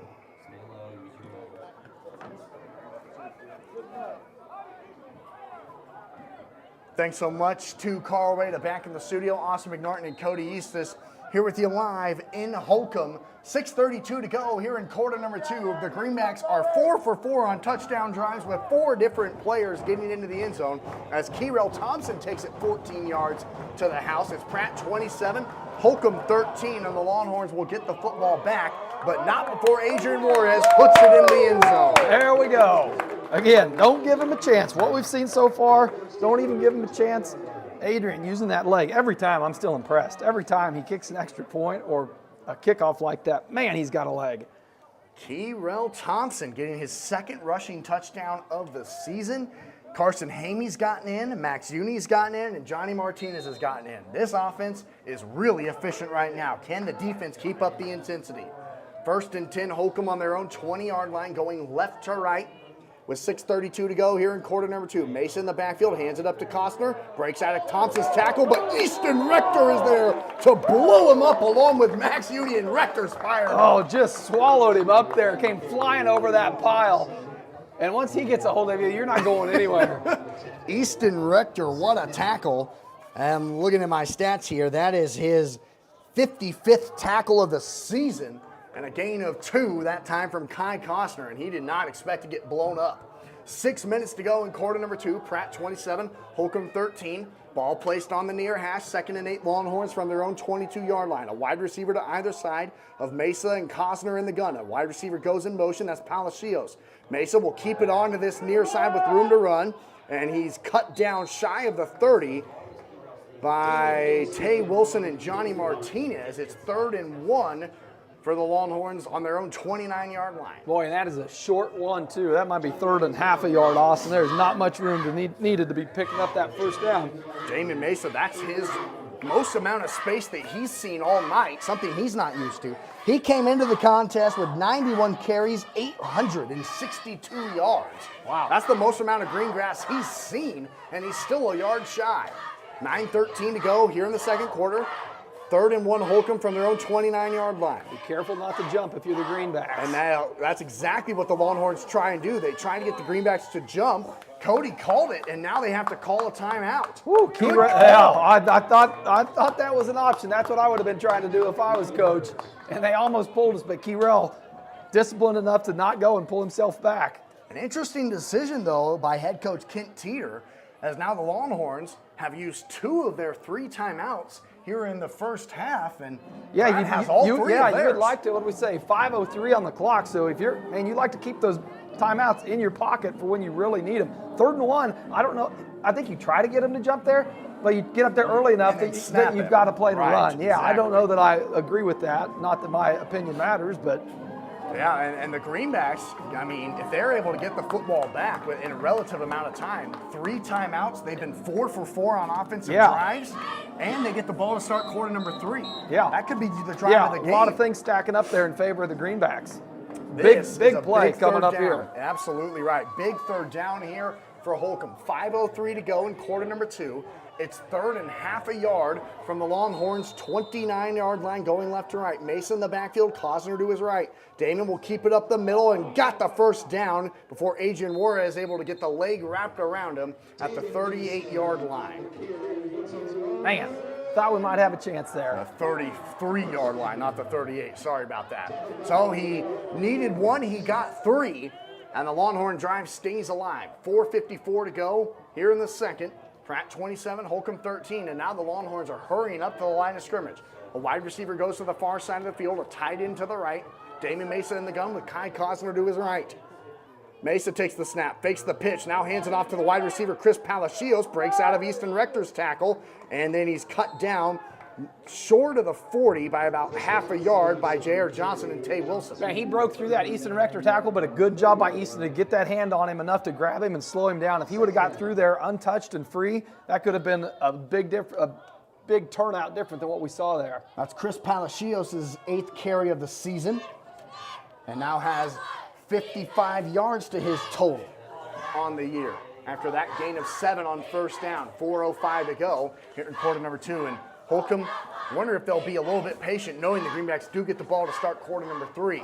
Yeah, I don't think you're in any hurry here if you're the Holcomb Longhorns. Mason in the backfield, Cosner to his left. Damon will take it himself off to the far side. He breaks out of a tackle in the backfield, but can't get back to the line of scrimmage as an army of Greenbacks are over there. But the first guy to get a hand on him again was James Baker. Yeah, and a good job by the rest of the Greenbacks to just keep stretching that play out wide and force him into the sideline. Use that sideline as your friend. Don't let him upfield. And definitely using it as an advantage because it stops the clock for the Greenbacks. 3:48 to go now with the clock not running. And now it's 3rd and a long 6 here for Holcomb on their own 37-yard line. They need to get up to the 44 to keep the drive alive. Mesa's empty in the gun with 2 wide receivers here on the near side. Damon's looking to throw, now runs. He's cut down in the backfield. An Ag-Astra sack by Brock Bourgeois. Was that Brock or was that Colin Strong there? 63 is who I had on that sack. It could have been both of them. I saw 73 first, and then Cody saw Colin Strong back there as well. A huge play. Big Ag-Astra sack. We haven't said that in a while. Is Ag-Astra, a great team, great local business in Pratt, and that's a big play for the Greenbacks, who now will get the football back at around the 3-minute mark with all 3 timeouts. Martinez standing at his own 30-yard line, awaiting the Longhorn punt on 4th and 8. Good punt, go, Johnny. High into the air. Martinez runs up to it, and he did not call a fair catch. Risky move for Martinez. but it's 1st and 10 Greenbacks on their own 37-yard line. Boy, that makes you nervous, doesn't it? It does. You see, because he was surrounded there by defenders. Johnny, confident though enough in his abilities, says, I'm going to take my chances here. If I catch it, look out. Can the Greenbacks execute a 3-minute and 1 second drive? All 3 timeouts. They lead 27-13 and get the ball to start quarter number 3. That's huge, though. Yeah, that's the big thing, Austin. Like you said, 3 Right. timeouts in your pocket, 3 minutes to go. We've seen how effective and how aggressive the Greenbacks can be heading into a halftime. Hamey in the backfield with Uni to his left. 1st and 10 Greenbacks. Max will hand it off to Martinez. Johnny has a hole, cuts forward and dives forward up near the 45 to the 43-yard line. A gain of 6 on 1st down for Martinez as the clock continues to run to the 2:48 mark. Coach Holting waiting to use those timeouts until he's forced to. Greenbacks 4 for 4. They would love to go 5 for 5. Okay. Just letting you know. Here's Martinez coming out of the huddle, and he will stand in the backfield this time to the right of Carson Hamey as Max Uni goes to the left of the formation. Direct snap will go to Martinez. He'll take it to this near side, takes a block from Adam Uni. Martinez breaks free to a 1st down, and he's cut down after taking a big hit at the 48-yard line. Gets the 1st down and almost gets out of bounds there to stop the clock. Clock continues to run. We're at the 2:18-minute mark now here in quarter number 2. Pratt 27, Holcomb 13. Pratt gets the ball to start quarter number 3. We'll keep reiterating it because this might be the biggest drive of the game. If Pratt goes up by 3 scores at halftime and gets the ball, that's huge. Yeah, and I think after this play, you could see Coach Holting start using those timeouts if this play doesn't result in a stopped clock. Uni takes the snap, rolls to the right, under pressure to throw. Has Carson Hamey 45-40. Hamey down the sideline 35-30. Juking and jiving and out of bounds. Big catch and run by Carson Hamey. And you don't have to use the timeouts as he got out of bounds there. Great play by Carson. Boy, and what a throw by Max Uni. He took a hit right when he threw it and had to throw it quickly. Carson Hamey out in the flat, had a lot of room to run after a beautiful throw by Max Uni. 1st and 10 Greenbacks on the Holcomb 33-yard line, knocking on the door once again. Hamey in the backfield. This time Max Uni will take the direct snap up the middle, and he fights forward up to about the 25-yard line is where he'll be stopped. Short gain, and the Greenbacks use their 1st timeout. This is a big drive, and Cody, yes, that it was is. a big play. And like I said it last drive, inside this type of field position, the Greenbacks so far, their offense has looked great. You had 3 timeouts to that, opens up your complete playbook. You're not rushed to do anything or forced to do anything based on the clock. Having those timeouts this late in the half is huge, and Coach Holting is going to use them wisely. Absolutely right. Clock stops, 1:34 to go here in quarter number 2. Pratt 27, Holcomb 13. Greenbacks have it on the Longhorn 25-yard line, knocking on the door of the BTI green zone. The Greenbacks have had a drive of 64 yards, 63 yards, 90 yards, and then, yeah, that's all 3, right? 4. Oh, what was the 4th one I'm missing? Let's see. I'm the one. We had Keyrell in. We had Johnny in. It was, Carson and Max. It was about a 36-yard touchdown drive after the good punt return from Johnny Martinez. Yeah, Keyrell capped off with the touchdown. Greenbacks have had 4 different players into the end zone. Are 4 for 4 on drives, but this one might be the biggest one of the half here as they break out of the timeout by head coach Brent Holcomb. Holcomb still has 1 timeout to use. You wonder if they'll use it for defensive alignment to make sure they're ready. Here we go. In the backfield is Haney. Martinez stands to the right of Carson in the backfield. With the line moving to the left. Johnny takes the direct snap, rolling to the left, trying to follow Carson Haney. Gets to the sideline. He's brought down shy of the 20. He thought he got brought down by his face mask. So did I. Yeah, I did too. I'm not going to argue with Johnny there. I thought from where we were at, it looked like he was brought down by his face mask. And had it not been a hand in there, I think you'd have been able to get around that tackle. Greenbacks are stopped at the 22-yard line, and they're 4 yards shy of a 1st down. That's the most important thing right now here for the Greenbacks. Get the 1st down as we're at 65 seconds to go here in the 2nd quarter.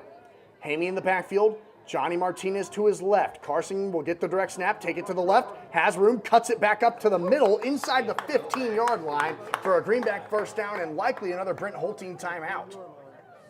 The clock will stop for the 1st down there, Austin. 54 seconds to go. That's what Brent Holting's saying. He says get the play and get to the line, and now the clock runs 50 seconds. 1st and 10 Greenbacks on the Longhorn 15. Haney in the backfield. Uni will take the snap, rolling to the right, looking to throw. Steps out of a sack Now throws to Hamey. 10-5. Touchdown, Greenbacks! Max Uni to Carson Hamey, and the Greenbacks are up big. That's huge. In the end zone, getting the ball to start the half. That could have broken this game wide open, Austin. All of the air on the Holcomb sideline has been sucked out as Max Uni delivers a strike to Carson Haney. The second time this drive we've seen that play. This time it's for a 15-yard touchdown. Yeah, they have ran that play effectively tonight and at big times in the game. Juarez for the point after is up and good. 35 seconds to go here in quarter number 2. It's Pratt 34, Holcomb 13. You're tuned into Greenback football on True Country. We're back in 60 seconds. Let's Big go. touchdown by the Greenbacks there. That was huge. Getting in the end zone before half there. Boy, that was huge. And get the ball at half. And the way we're running, I don't think they can stop us. Who scored that touchdown? Carson again? Yes. Carson. 15-yard pass from Max.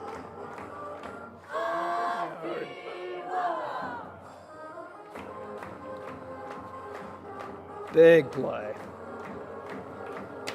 Let's go. We'll try to troubleshoot this glare at halftime. You can move it to this side. Okay, we might be able to move it over. I'll be happy. I think the main focus is the radio. Yeah, so I'll be happy to stand behind it. That's no problem. we'll see. For me. We've had some suggestions to put a tarp up or in front of it, but then we can't see the window if the tarp's in front of it. So appreciate your concern. Halftime, we'll move it over and hopefully get out of this glare. Stick with us.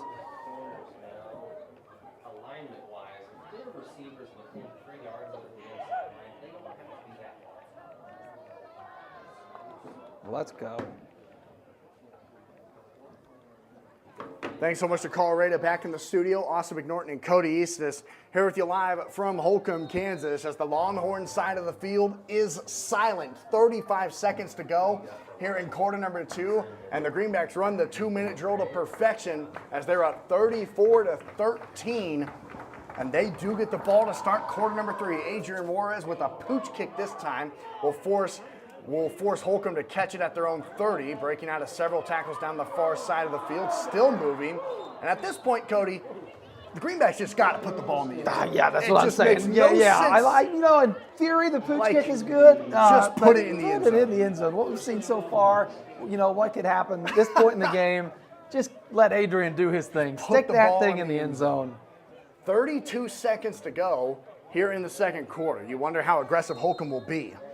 They only have 10 passing touchdowns this season, and they only average 77 passing yards a game. So not a super electric passing team, but they're not used to being down. They haven't been down this large in a game. They haven't faced a deficit like this all season. I don't think they've Now they faced have an to call a opponent, timeout. like this, though, all season, Austin. There's a big difference between us and some of the teams that they've faced in their schedule, with the exception of Hugoton and Scott City.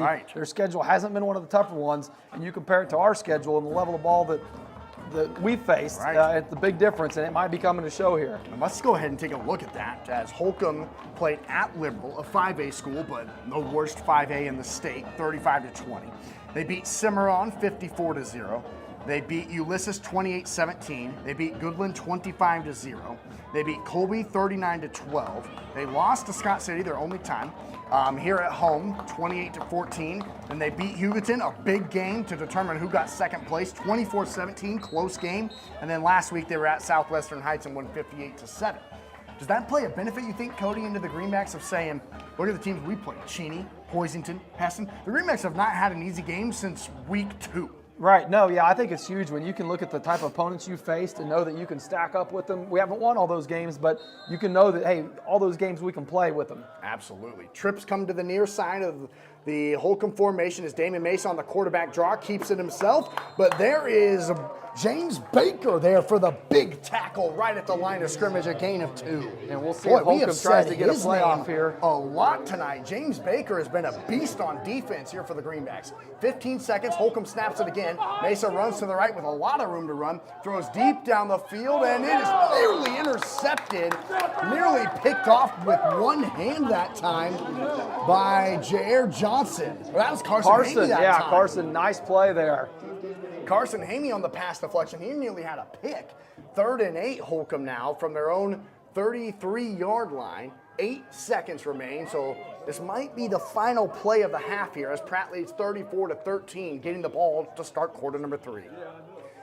2 wide receivers to the near side. Mesa in the gun with Cosner to his right. Damon takes the snap. He'll keep it himself up the middle on the carry. A lot of room to run. Damon Mesa into Greenback territory, but I think Pratt's fine with that. He takes it up to the 40-yard line, and that's the final play of quarter number 2. What a half for the Greenbacks as they lead it 34-13. Big half for the Greenbacks. You can take this lead into halftime, know you're getting the ball coming out, and the way that your offense has been clicking tonight, you got to be confident coming out of the locker room. Greenbacks 5 for 5 on touchdown drives in that first half. It's Pratt 34, Holcomb 13. You're tuned in to Greenback football on True Country. We'll be back in 2 minutes. No, we got Bill. All right, we're going to cut the stream. All right, we're not going to cut the stream here, but let's see. We've got a lot. Hold on here. All right. I know we've got, I love the, I want to read some of these. Let's see. Turn the lights off in the booth. Trouble is, we're up here with the coaches. We got Gallagher and Batten. And we're not turning the lights off. So we can't turn the lights off. Sorry. Let's see. I got to see my stats. Ooh, take out a light bulb. I like that one. No, the trouble is, I'm on the radio this whole time, so my time to troubleshoot is very limited. So I probably should stop talking right now and do that. All right, I'm going to cut the mic here so we can try to figure this out and try to maybe get some things moved around.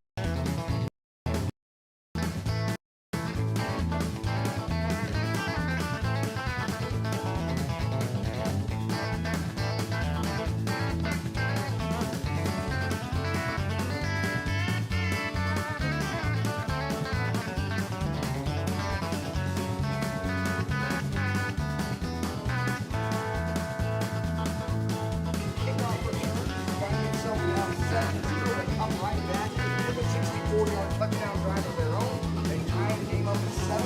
They take the lead 13-7. Holcomb comes back to the big 65-yard run. We're all tied at 13. And the Greenbacks say, you know what? Coach at that point was saying, that was the end of the first quarter. We were tied at 13. He says, all right, it's going to be a shootout. This is going to be back and forth. But in that second quarter, Cody, the Greenbacks were not stopped on any aspect of the game. No, and I'm not going to lie, Austin, that first kick return, it got me a little bit worried. I was like, oh no, we're not going to start this again. Get down early, 7-0. You start a game 7-0, all of a sudden the momentum shifts all the way to Holcomb's side. Pratt's deflated, but the way Pratt answered, come down, march down the field, put some points on the board, and really they never looked back since then. Absolutely right. And the Greenbacks, like you said, they go 5 for 5 on touchdown drives, as it was a big kick return. Max Uni goes in from 22 yards. Carson Haney goes in from 12 yards. Martinez with a 14-yard run. Kiro Thompson with a 14-yard run, his second rushing touchdown of the year. And then a 15-yard pass from Max Uni to Carson Haney. So it seems like the Greenbacks They've only had one touchdown outside of 20 yards. Once they get in the beat-tag green zone, they've been unstoppable. Yeah, and that's what I've said a couple times. The way we've looked tonight, you get inside that green zone, and there's no stopping us. And talk about spreading the wealth. Right. Carson, Max, Keyrell, Johnny, everybody's getting in the end zone tonight. And Cody, how valuable is that? Because you've been one to preach all season long about how important it is to have those long drives that are long sustained that result in points. And well, hey, the Greenbacks have done that. They've had all of these long drives. All of them have resulted in points. Yeah, and it's huge. It just gives you confidence. It builds your confidence in what you're doing in the play calling. You know, you trust what Coach Holting's sending in when you see it translate like that every drive into yards and into points. And it just, we've said it multiple times throughout the season, just how effective and efficient it is. And not demoralizing, but just to be able to march down the field each time you get the ball. It's huge if you're an offense. We will take a 2-minute break here on the Pratt City Ford halftime show. When we come back, we're going to take a look at some scores around the other playoff games across the state of Kansas here on a Friday night. You don't want to miss it, so don't go anywhere. Pratt 34, Holcomb 13. You're tuned in to Greenback Football. It's the Pratt City Ford halftime show. We're back in 2 minutes. All right, I think I got us fixed. We swapped windows here. Hopefully second half we don't have that glare. I don't care. I'm going to cut our audio here a little bit real quick. We got to switch some setup, and I got to eat a Snickers. Payday. Payday. I had to go with payday. Ooh, Gabe for the win. What do you got there, Gabe? Jackpot. All right. I will gladly take one. Here we go. Have a little commercial break. How are you, good sir? Yeah.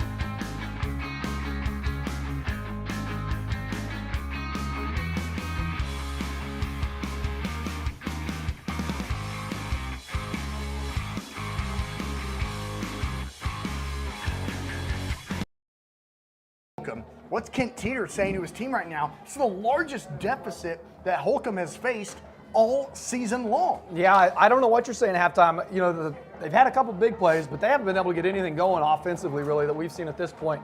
Had a play right before half there that they picked up some big yards. They've had some guys open deep on a couple routes that they've missed. That might be an option. But at this point, I mean, like you said, we've said it for the Greenback side of things, it's win or go home. And everybody in that locker room knows it, especially the seniors. So there's not much that a coach has to say at this point to get those kids motivated. And the Greenbacks, boy, you could tell they've been a little extra motivated. They haven't beaten this team in the last 3 years. Johnny Martinez especially, Cody. We said his name a lot in that first half. He only got to play like 5 minutes the last time these teams met. He got that injury. He's been battling it ever since. Tonight, boy, has he been a big factor. Yeah, he's came out. We said it going into this week. Everybody said it, but Johnny kind of felt like, not that he needed to, but felt like he might have something to prove tonight. with the way last season went here, and he's looked great. Every time he's touched the ball, he's ran hard. Haven't seen any signs of that ankle causing him any trouble tonight, which is a good sign for the Greenback fans. So anxious to see how they come out of the locker room. And maybe really at what point, Coach Holting, I would assume after another point or two, it's too early now to start maybe pulling some starters, but put a few more points on the board here, Austin, and it's a different game. And Cody, what is head coach Brent Holting saying to his team right now to say, hey, we got to keep the same level of intensity and not get too confident when that might be easier said than done when you're saying, we haven't been stopped. We've, there's only been 2 plays that have hurt us on their side of things. We're 5 for 5. Like, how do you try and say, all right, we still got to keep it going here. This is the playoffs. Right, and that mentality that I was talking about in the Holcomb locker room earlier is not going to be any different in the Greenback locker room. Everybody knows what game of the season this is, what point in the season this is, how many games you got left if you're a senior. There's not much that the coach has to say guys, we got them where we want them. We're getting the ball to start the second half. Don't let your foot off the gas. Let's go out there and finish this thing. Absolutely right. You're tuned into the Pratt City Ford halftime show here on True Country. We'll take another 2-minute break, and when we come back, we'll be taking a look at some other playoff scores around the state of Kansas. Don't go anywhere. Yeah, man, this will be perfect. This will be fine. All right, I think we're set up for the second half. I'll just have to do a little bit more leaning. Yeah, I'll try to fine. stay out of your way. So we'll get back on the field here. I think my in the booth is going to suffer from this. Usually I got somebody running the camera that you see. You can't see it here, but I'm the one having to kind of turn it. So if there have been some points that I haven't caught up with the play, so I'm not able to use my other camera as much. I thought Grady was going to help me out with that, but come say hey to everybody watching, Grady. There's like 2 million people watching this right now. Pop your head in here. Let me see, viewers, 1.2 million. Yeah. That's not bad. No, we'll get up there. I bet if we had Mr. Beast on or something, we could make this thing skyrocket. Maybe next time. All right. Mr. Beast. Are you cold yet? Kinda. All right. We're going to take a quick break here and be back.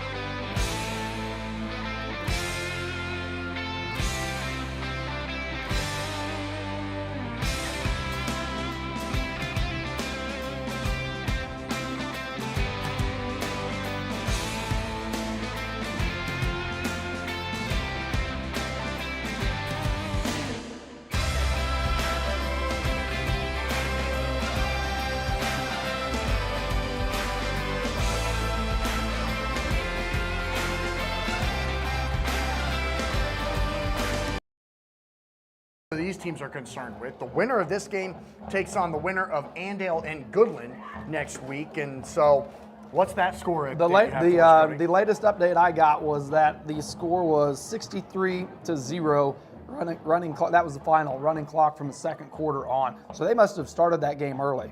Wow. 63-0 final. So the winner It started at 6 p.m. Oh, that game started at 6 So it started a little early so and definitely finished early. 63-0, Andale wins it. So whoever wins this game here tonight will travel to Andale and take on a 48 game winning streak Indians now. My goodness. Yeah, and I can't confirm it yet, but we'll have by next week that Andale hasn't lost a home game in over a decade. Whew, sounds about right. Let's go ahead and take a look at some other scores around the state of Kansas. Hoisington leads Phillipsburg all of these are halftime scores, by the way. Everything I'm getting ready to list off is halftime. Hoisington leads Phillipsburg 14-12. Bishop Carroll leads Newton 31-3. Cheney leads Hugoton 21-0. 2 teams concerned. I thought that might be a closer game. In these cross districts, Junction City leads Wichita South 14-6. St. Thomas Aquinas leads Paola 21-0. Canton Galva beats St. Paul 60-0.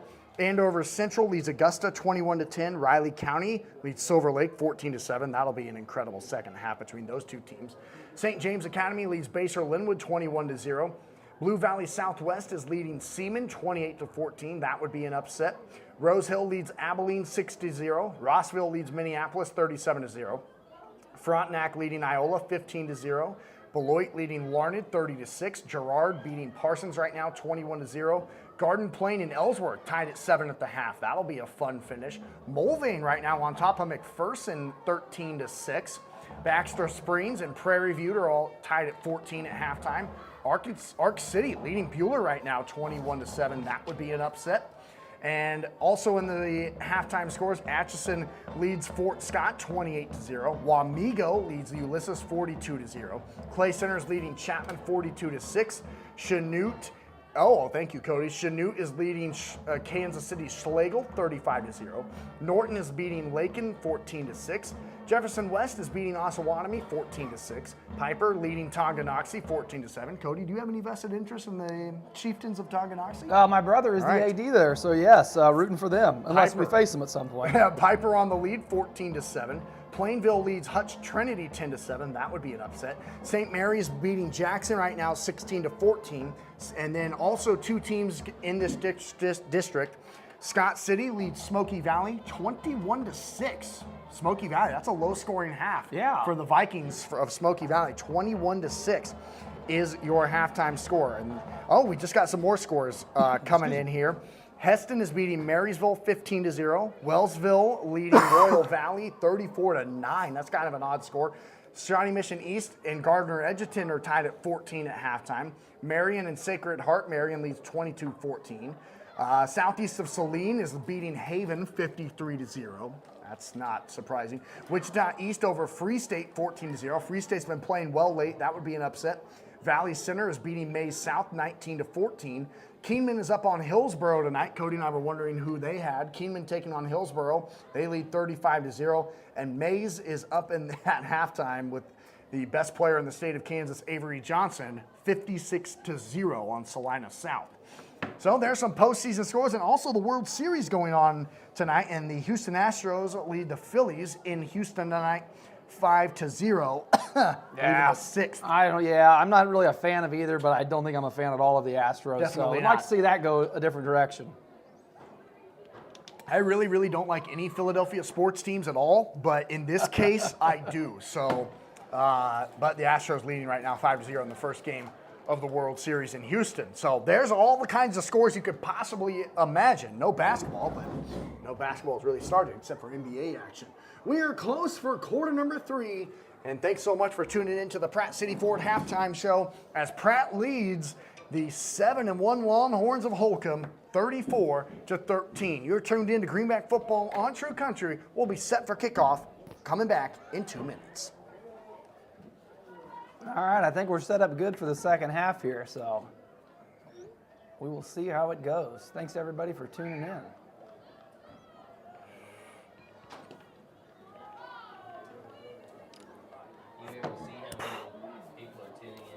I said 1.2 million earlier, but that was a low ball. That was a low ball number. I'll have to look when I get done.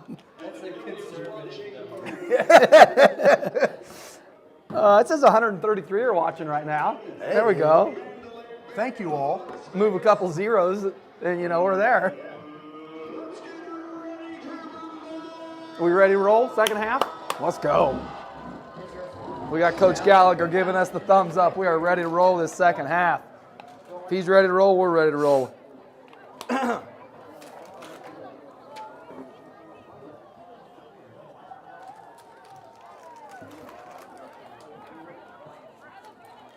I might miss the kickoff. I think I said too long of a break. We'll get it on the stream at least. Yeah.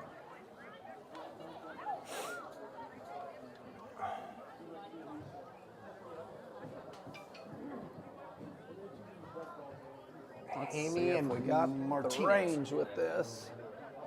See if that window is going to get in our way. That's pretty good. I think we'll be good. No glare. No perfect. All right. Enjoy the second half, Pratt people. All we had to do is bust the window out with a hammer and we're good to go.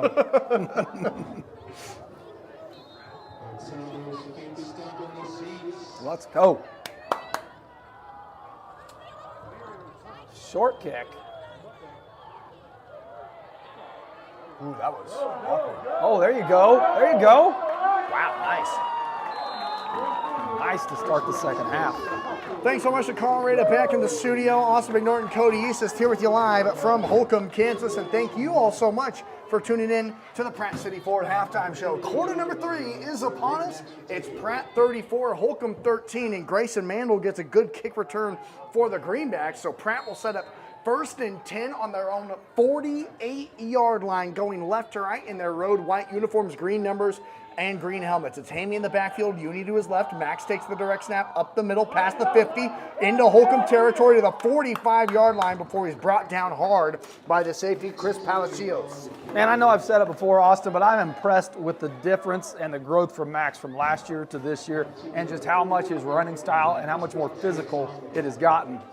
The Greenbacks looking to get their first postseason win since 2018 and their first under the direction of head coach Brent Holtine.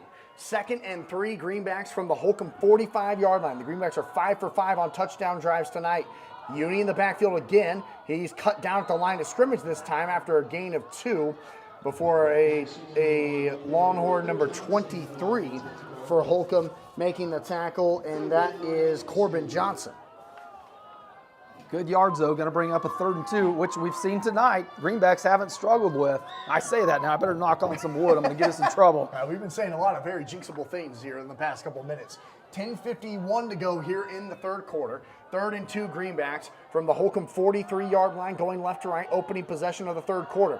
Max Uni will take it off to the left this time, and he's cut down, a loss back to the 45-yard line, as in there first was number 12, Kai Costner, with his 42nd tackle of the season. A loss of 2. It's 4th and 5. I'm going to put that one on me, Austin. I jinxed him. What does Brent Holtine do here? He's 5 for 5 on drives. I think you run Johnny around that end. You run that little counter with Johnny sweeping around the end, or JR. We haven't seen JR run that yet tonight. Early in the season, every time he touched the ball on that end around, it was for big yards. Wouldn't want to give Holcomb any momentum here, but the Greenbacks are going for it on the Holcomb 45-yard line. Hamey in the backfield, Uni to his left. Max gets the snap. He'll go up the middle, 45, 40. Max fights forward up to the 40-yard line. That's a Greenback first down for Max Uni. Man, and another one of them physical runs that we've been talking about for Max Uni. He just lowers his shoulder. And we saw it a couple times even against Andale. He was not scared of those kids. Definitely not scared tonight. Moves the chains and picks up a first down. Max Uni ran into the chest of Kai Costner, kept his legs churning and pushed him to the 45-yard line. Big gain of 7 for Max on 4th down. 9:47 to go in quarter number 3. 1st and 10 Greenbacks on the Holcomb 39-yard line. Uni will get the fake, hand off to Martinez, and he's cut down in the backfield all the way back to the 45-yard line. Big loss. Yeah, our biggest loss of the night. Right. Johnny Martinez, a 5-yard loss on 1st down. It's now 2nd and 15 Greenbacks back on the Longhorn 45. Didn't see really what happened there, Austin. It looked like we were trying to run a kind of a counter that way, but I think our line got blown up so much that we got blocked back into it and kind of forced Johnny to have to go around him. Right. And by that time, Holcomb was there and was able to bring him down. And that was one of those slow developing plays. Yeah. With Hamey faking it to Max and then having to spin around and hand it to Johnny. 2nd and 15 Greenbacks from the Longhorn 45. Hamey, now Uni rolls to the right, throws to Carson low, and the Greenbacks have been pretty spectacular on that play tonight. They've scored on that play tonight. That time it falls incomplete. It's 3rd and long. First time tonight the Greenbacks have had a 3rd and long. Yeah, that throw was just a bit underthrown. Even if that would have been caught as low as it was, I don't think he would have been able to keep his feet and pick up any yards there. Looked like Max wanting a call from the official or something there. Kind of saw him throw his hands up like he thought he might have got hit late, or not sure what, her hands to the face. I don't know what he was wanting on that. The clock stops, 8:58 to go here in quarter number 3. It's Pratt 34, Holcomb 13, 3rd and 15 Greenbacks on the Longhorn 45-yard line going left to right. Hamey in the backfield. He'll roll to his right under pressure. Still rolling, now throws. It's caught on the near sideline, but tripping out of bounds was, I believe, like Tay Wilson on the reception. Nice catch there by Tay, and a bit of a sidearm sling there. Had it been maybe a little more on target, Tay Wilson could have tight-roped down the near sideline, and he could have probably gotten inside the 20-yard line. He tripped out of bounds. Now it makes for an interesting situation here for the Greenbacks. 4th and 7 on the Holcomb 37-yard line. They need to get up to the 30 to keep the drive alive. Most trouble the Greenbacks have been in tonight, right, as far as down and distance. They converted on 4th and 5 last time, and here's a 4th and 7 here. A wide receiver goes out to the left, and so does Johnny Martinez. Max Uni stands empty in the gun. That's the first time we've seen that maybe all season. Max in the backfield, he's looking to throw, now steps up in the pocket under pressure. He has to fight forward, pushes the pile forward, up to the 35. That's it. The Greenbacks turn it over on down. And that looked like that was a designed run from the get-go. Max took a couple steps back for the drop, but he tucked it soon enough and early enough that I think that was just for show. Try to sell the pass and get the quarterback draw up the middle. Well, Cody and I jinxed it that time. We were talking all about how the Greenbacks were 5 for 5. All these things haven't been stopped, and the Greenbacks turn it over on their first possession of quarter number 3. It's now 1st and 10 Longhorns on their own 35-yard line, going right to left. Mesa in the gun, Cosner to his left. He'll hand it up the middle to Kai. Now he bounces it outside, up past the 40 to the 41, before Max Uni takes a tackle on that left side. Yeah, good tackle there. Not let him get up and get any more yards to go here. 8:33 to go. Seems like a fast quarter already, Austin, coming out of half. Kind of see what kind of energy Holcomb's going to come out with, knowing that they just stopped the Greenbacks for the first time tonight. Yes, this is a big drive here for the Longhorns without question. Mesa in the backfield, a wide receiver, goes to either side of him with Cosner standing to the left of him. He'll hand it up the middle again to Cosner, who breaks free up to the 50-yard line. First down Longhorns. Kai Cosner, he's running with some effort right now. Yes, he is. How old? He's a senior? Yeah. You're going to see that as it gets a little closer to what could be a final game of a career. You're going to see some intensity that you probably don't normally see, and that might have kicked in at halftime for some of these seniors on that Holcomb squad, knowing that, you know what, this is going to be the last chance of football I'm ever going to get to play, and they're going to come out hair on fire here. Mesa in the backfield this time. Cosner stands to the right, and he will hand it up to him. This time he's cut down by Kyrell Thompson right at the line of scrimmage, no gain. Actually, that time on the carry wasn't Cosner. He got a break. It was Manny Reyes, the junior, out of the backfield that time, and he didn't gain a yard as Kyrell was there for the tackle again. He's made a difference on that defensive end spot. I was just going to say that. Kyrell having a big night all around for the Greenbacks. He got moved to the defensive end spot tonight for Brent Holteen, and he's been pretty solid. That's what you like to see at this point in the season, is different kids stepping up. Here's Mesa. This time Cosner's back in the game, off to his right, and he'll fake the handoff. Mesa will keep it himself up the middle, and with a lot of room to run, breaks out of several Greenback tackles inside of Pratt territory up to the 43-yard line. Big third down coming up for both teams. Well, yeah, we saw Holcomb stop the Greenbacks on that previous possession with the 4 and out. See if Greenbacks can do it here this time. Damian Mesa, that's a big run of 7 yards on second down. 3rd and a long 3.5, let's call it. Ball in between the hashes on the Pratt 43.5-yard line. Big play here. 6:46 to go here in the third quarter. Pratt leading 34-13. 2 wide receivers to the near side, 1 to the far side. Mesa in the backfield. He'll keep it himself up the middle. Has a big hole, broke out of a tackle. And down the near sideline, 25-20. And cut down right at the 20-yard line. But that's another big gain for Holcomb, and they come out with a lot more energy. Yeah, he's running hard tonight. He cuts so well. He's able to just kind of get his shoulder and his hips low and just cut quicker than we've seen a lot of backs this season be able to do. Just like that, Holcomb, after stopping the Greenbacks for the first time tonight, take it up to the BTI green zone on the Pratt 20-yard line. 6:20 to go here in the third quarter. 1st and 10 Longhorns. Cosner to the left of Mesa in the gun. Man goes in motion, and that might be an illegal motion. First penalty tonight for either team. I was just going to say that. I don't think we've seen a penalty yet tonight. Been a few times we thought we might have seen one, but for the most part, this has been a pretty tight game, pretty well-played game, and a pretty good officiating game. I haven't really seen anything that, we've seen the crowd get up and hooting and hollering about. Yeah, it's been very well officiated, and 2 very well-coached teams, you can tell. That is the first penalty of the night for either team. And it comes at the 6:11 mark in the third quarter. And now that clock will start again. 1st and 15, Holcomb on their own 25-yard line, going right to left. A wide receiver goes to either side of Mesa in the gun with Cosner to his right. Damon sends A man in motion. Now we'll roll to the right looking to throw. Under pressure, and he steps out of a sack. But because of the pressure put on by Brock Bourgeois, he has to throw it to the ground. Yeah, good play there by Greenback defense. Didn't let him ever get his feet set as he scrambled. It's hard to throw scrambling. Going to bring up a long third and 15. Nope, move that back to 2nd and 15. Must have missed one there. Penalty took him back to 5 yards. Yes, That's right. And I saw the marker guy. He moved it to 2nd down when it shouldn't have. There been. we go. You were right. He was wrong. 5:50 to go in quarter number 3. The clock stops after the incompletion. 2nd and 15 Longhorns on the Greenback 25-yard line. Cosner to the right of Mesa in the gun. Damon will fake the pitch, now hand it off to the wide receiver Palacios to the near sideline. He goes, and a big run there for Chris. Oh, he got into the end zone. Yeah. I didn't see it. Chris Palacios goes into the end zone on the reverse play. That's his 2nd rushing touchdown of the season. And his 9th carry. That counter action is really getting us. Those are the 2 big plays they've came on. Is not so much of a reverse, but the quarterback keeps it, but gives it to that back, coming back on the counter. A little bit of kind of the style that Pratt runs. Holcomb trying to get within 14. It was nearly blocked, but the point after is good. 5:42 to go in quarter number 3. Pratt 34, Holcomb 20. You're tuned in to Greenback Football on True Country. We're back in 60 seconds.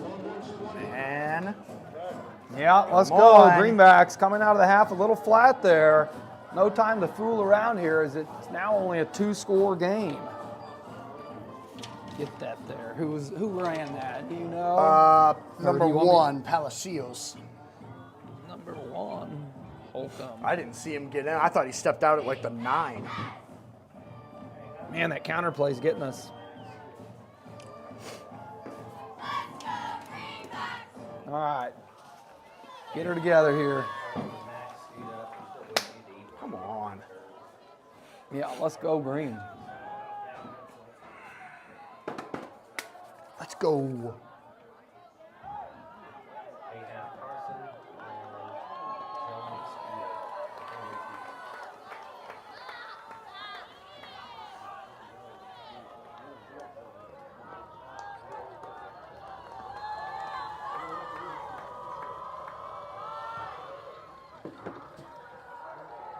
Here we go. 5:42 to go here in quarter number 3.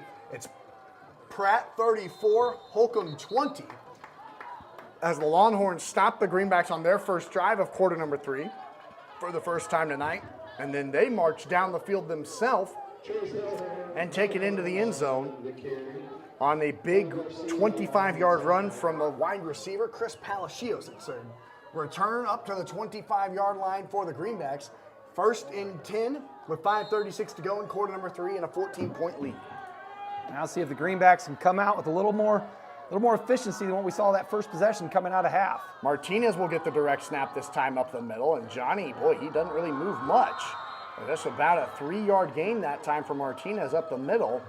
So he was tackled by a couple Longhorns. The first guy that I saw in there, it looked like number 74 for Holcomb, and that is Drayton Knoll. Yeah, Holcomb looks like may have made some adjustments at halftime, really filling those holes a little bit better than we saw that first half as we were able to get more yardage running up the middle and bouncing out. This time, this second half, not a lot open up the middle for the Greenbacks. 5 minutes remain here in this third quarter.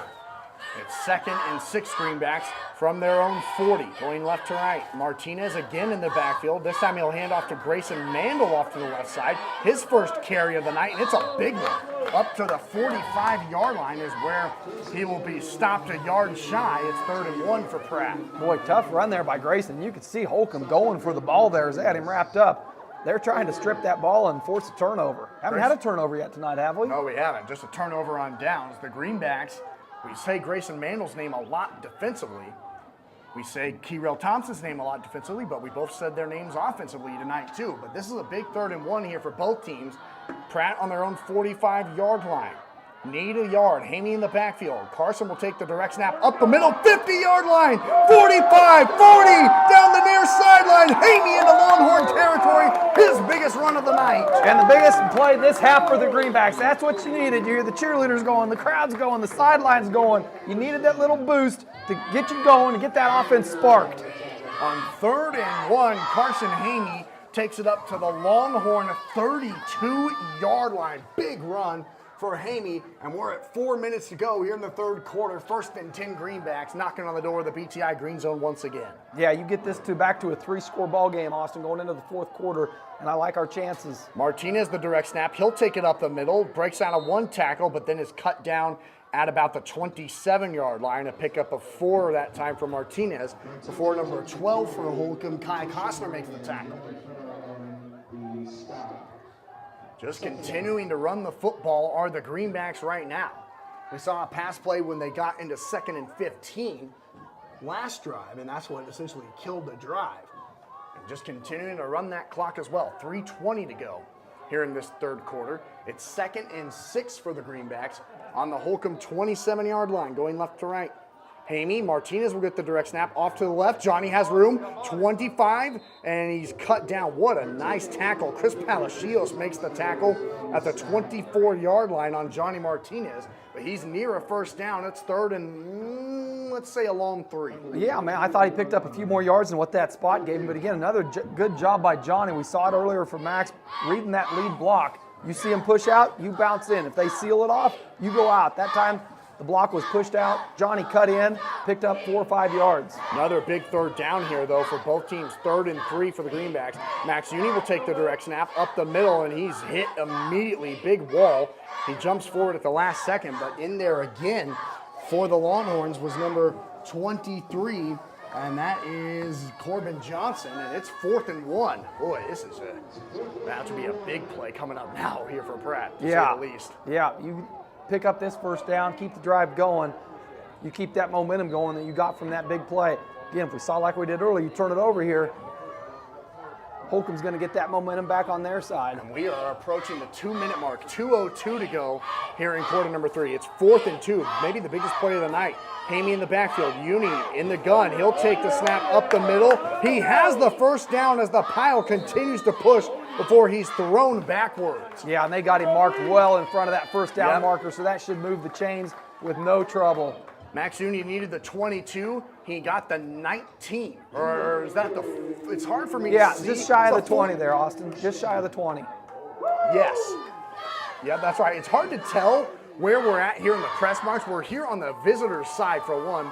And 2, the press box is not super high to tell exactly where the yard lines are at. So yes. Yeah, it is. It sits low. You can probably tell if you're watching the live stream. It's a much lower angle than what you normally see. 90 seconds to go in the third quarter. 1st and 10 Greenbacks on the BTI Green Zone. Max Uni to throw. Rolls to the right, throws across the middle, and it's broken up. Goodness gracious. Batted Nearly down. intercepted, but yeah, it was batted down at the line of scrimmage. And Brent Holting not happy with maybe the selection of where that pass was going, or maybe something, I don't know. There was a fist of anger, to say the least. I think that's a shirt. That's a common theme. I think I want to get a shirt for next season that just says, Coach Holting, not happy. It stops the clock. 1:23 to go here in the third. Pratt 34, Holcomb 20. It's now 2nd and 10 Greenbacks on the Longhorn 20-yard line, going left to right. Hamey in the backfield, Uni to his right. Carson will get the snap off to the right, and he's cut down after a short gain of 2. Not much going that time as the defensive end Tristan Ortner with the tackle on Carson Hamey. And oh no, a Greenback is slow to get up, and that's our quarterback. Carson Hamey still down on the grass, and we've seen the Greenback, an important Greenback, get hurt here in Holcomb once before. And that's just one of those like hold your breath kind of moments here with how good of a game he's had as well. He has a rushing touchdown and a receiving touchdown. This is a Gatlin Medical Arts Pharmacy injury update. You're tuned into Greenback football here on True Country, and we'll be back in, it's so hard. Let's say, no, actually we're just gonna keep it here. He got up. I'm gonna hope and guess maybe by look at that might have been just a hip pointer. The way he got tackled there, and doesn't look like he's coming off with kind of the, you see a knee or an ankle or anything like that. That's more just kind of a, dang, that one hurt type of coming off the field.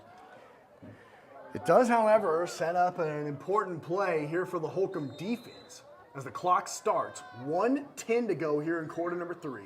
It's 3rd and 9 Greenbacks from the Holcomb 18-yard line. This might be field goal range, Austin. I don't know what the range is with the wind here at Holcomb. Right. A wide receiver goes to either side of Max Uni, who's empty in the gun. Tay Wilson acting as a fullback to the left, now to the right in motion. High snap, Uni under pressure immediately, rolls to the left, now throws to J.R. Johnson way behind him. And honestly, Max Uni could have just ran that for a first down. I think so too. I think when he sees that one back on film, he's going to realize how much time he had. I think he thought that guy that got through the line so quick might have still been on his feet, chasing him down, but he hit the ground. And if Max would have been able to just turn his head and see that the pressure wasn't coming like he probably thought it was, I think you would have seen him tuck that ball and run. But the Greenbacks wasted no time here. Oh, they are going to line up for the field goal here. Attempt. It's field goal. Field goal. Yeah, field goal. Right. This would be a 35-yard field goal here for Adrian Juarez. Ball is placed in between the hashes. Hamey gets the snap. The kick is up, and it is no good. Looked like that ball might have been tipped at the line to push it left a little bit. First time we haven't seen Adrian put it right through the uprights, and that drive is going to result in no points for the Greenbacks, and Holcomb going to get the ball back. 39 seconds to go in quarter number 3. It's Holcomb 34, or Pratt 34, Holcomb 20, and the Longhorns have all the momentum and the football on their own 20-yard line once again. After Adrian Juarez could not convert on the field goal to go up by 17. Holcomb keeps it two drives now for the Greenbacks, not able to put any points on the board and resultant turnover. Mesa in the backfield with Cosner to his right, trying to draw the Greenbacks off sides. Palacios goes in motion. Mesa keeps himself up the middle, and an army of Greenbacks led by Easton Rector are there for the tackle right at the line of scrimmage, a gain of 1. And if you're the Greenbacks, you've just got to not give up that big play. That's the only thing Holcomb's been scoring on and getting big yardage on is that big play. 20 seconds remain here in the third quarter. You wonder if Holcomb will snap it again, headed into the final 12 minutes of football. Easton Rector come limping off the field there as well, Austin. This time the ball will be handed off to the tailback, and breaking through the line of scrimmage before J.R. Johnson makes a tackle downfield on number 30, Manny Reyes. But that's a huge play up to the 35-yard line, and another Holcomb first down. Goodness. Clock stopped there for... Is there a flag? Well, I'm not sure what the reason for... The first down would stop the clock. But they're huddling there. Holding on Holcomb, a big play for the Greenbacks. Wow. Yes. Boy, I didn't see it. I never even saw the flag come out. I didn't either, but goodness, that's a huge call and a favorable one for the Greenbacks, as it would be 1st and 10 on Holcomb's 35-yard line. It will now be 2nd and long for Holcomb, back inside of their own 20. And that should start the clock once it's set. The ball will be put back all the way to the 16-yard line. A huge penalty for Holcomb here on their home field. And the clock runs, and that's the end of quarter number 3. Hold up those forefingers. There's 12 minutes of football remaining. It's Pratt 34, Holcomb 20. You're tuned in to Greenback Football. We'll be back in 60 seconds. All right, Greenbacks got to hang on to this lead. Fourth quarter, though. Let's go. Let's go. Big penalty there. Backs that drive up, takes away the first down. Flip field position here. Again, what's that? All right, that's what he gets for not wearing pants. I told him to put some on. I even brought a blanket for him, but kids just don't listen.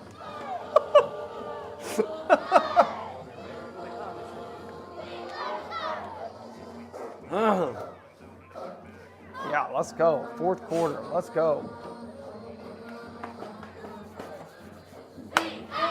What is it? 2nd and 14. Did you see from any the 15. update on Carson? What's up, dude? Cold? Well, I mean, he came back in and held the snap. Did he come back in? He held the snap for the field goal. Just stay out of the way up here. Pop your head in. Thanks so much to Carl Rada back in the studio. Austin McNorton and Cody Eastis here with you live from Holcomb. 12 minutes of the first round of the postseason remain. It's Pratt 34, Holcomb 20, and it's 2nd and 14 Longhorns from their own 16-yard line, now going left to right on your radio dial. Mesa in the backfield. He'll pitch it out to the flat. And a big run down the sideline once again for Holcomb. Goodness. And there's that speed. We've seen it where they can get that speed outside. That's when they pick up the big yards. That's a first down for Holcomb. He got 14 yards exactly up to the 30-yard line, and that's a big play for Holcomb again. Big response from that penalty. Reyes taking the ball down that side. He's getting a lot of the action here in the second half. Mason in the backfield, 2 wide receivers to the near side. He will keep it himself up the middle, breaking out of a 1 tackle before a couple of greenbacks come out to help James Baker, who we've said his name a lot tonight, gain of 2. Yeah, good stop there. Bring up 2nd and 8. Don't let anything, again, up the middle isn't there. The middle has been stopped well by the greenbacks. It's that misdirection and it gets them to the outside that's been giving the greenbacks trouble. We saw Andale have success with that as well, but they have success with that against everybody, so yes. It's hard to kind of judge, but Holcomb has had success with that tonight as well. 2nd and 8, Longhorns now on their own 33-yard line, going left to right. A man goes in motion, Mason and Cosner in the backfield. Damon, he'll keep it himself off to the near side with room to run, breaks out of a tackle. 45, now getting near the 50, keeps breaking tackles to greenback territory to the 49. Come on. Yeah, that's the thing we've seen. It's caused us a little bit of trouble this season is just not making that open field tackle, not breaking down, getting your feet set, and wrapping up with 2 hands. There might be another flag here as the officials are meeting. Yes, please. It is another hold against Holcomb. Boy, they are doing everything they can to keep themselves out of this ball game. Pratt has given up back-to-back big runs, and back-to-back times there's been a hold.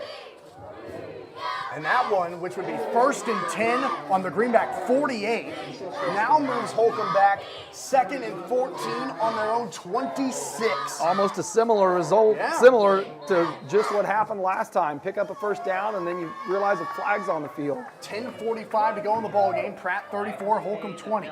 Trips to the near side, a far receiver to the right. To the left, I should say. Now a man goes in motion right to left. Mason takes the low snap, rolls to his left, under pressure, throws down the sideline and over the head. Good coverage downfield by Noah Riley over on that far side of the field. Incomplete pass. Yeah, might have been a miscommunication on what route to run and what the quarterback was thinking because he kind of threw it, and it was well 6-7 yards short of where the intended receiver was. The greenbacks were on the verge of another Ag Astra sack there. Just missed it. Big Clock play. stops, 10:31 to go in the ball game. It's 3rd and 15 Holcomb on their own 26-yard line going left to right. Huge play here for the greenback defense. 2 wide receivers to the near side, 1 to the left. Mason in the backfield, and Cosner stands to his right, awaiting on the snap. Damon will take it, keep it himself, off to the near side. Couple of greenbacks there, make the tackle! J.R. Johnson and Carson Haney make the tackle at the 30-yard line. That was a big play. That's how you get in there, wrap up with both hands, and don't let go and bring them down. 4th and 10 Holcomb, and they're bringing out the punt unit. The greenback defense holds after Holcomb had all the momentum after stopping the greenbacks and then missing a field goal. Yeah, 2 stops by Holcomb on the greenbacks, and now this time greenbacks return the favor, force the punt on the Holcomb side of things. Martinez waits, standing at his own 42-yard line. Gotta watch the fake here. Holcomb, nearly blocked. It might have been tipped. I think it was tipped as it takes a short bounce up to the greenback's 47-yard line. And that looked like that was Carson Haney that got in there, and like I said, I'd have to go back and look at that, but I thought you could hear a hand come off that ball. Yeah, it was and Carson he's punted Haney. pretty clean tonight. That punter's had some pretty nice punts in the air spiral, and that one did not at all. I think a hand got on that ball. That was Carson Haney getting back there and getting a hand on that punt. Deflected it enough to not be a booming shot. It's 1st and 10 greenbacks on their own 47-yard line. Want to move the ball, want to run some clock. 9:45 to go in the ball game. Haney now comes on offense with Max Uni standing to his left and J.R. Johnson off to the right of the formation. Max Uni gets the direct snap up the middle into Holcomb territory to the 44-yard line. Big run on 1st down by Max Uni of 8 yards. Yeah, big hard run there. And at this point in the game, Austin, the clock is your friend. Getting close to under 9 minutes as we creep down to 9:30. Inside Holcomb territory across the 50. Things are going the Greenbacks' way here. They spot the ball at the Longhorn 45-yard line, so they give Max 7 instead of 8, like I wanted to give him. I'm always giving him just a little extra yard. In the backfield, this time Carson Haney gets the direct snap. He'll dive forward. First down, Greenbacks up to the 41-yard line, Carson Haney. And that's what you need to do if you're the Greenbacks in that offense. Just move the chains. Each time you move the chains, you get that fresh set of downs. Clock keeps moving, and you get closer to that 48-minute mark. 9 minutes remain for the Greenbacks on the verge of their first postseason win since their state runner-up finish in 2018. That was a stat I was surprised to hear. Yeah, it's 1st and 10 now for the Greenbacks on the Holcomb 41.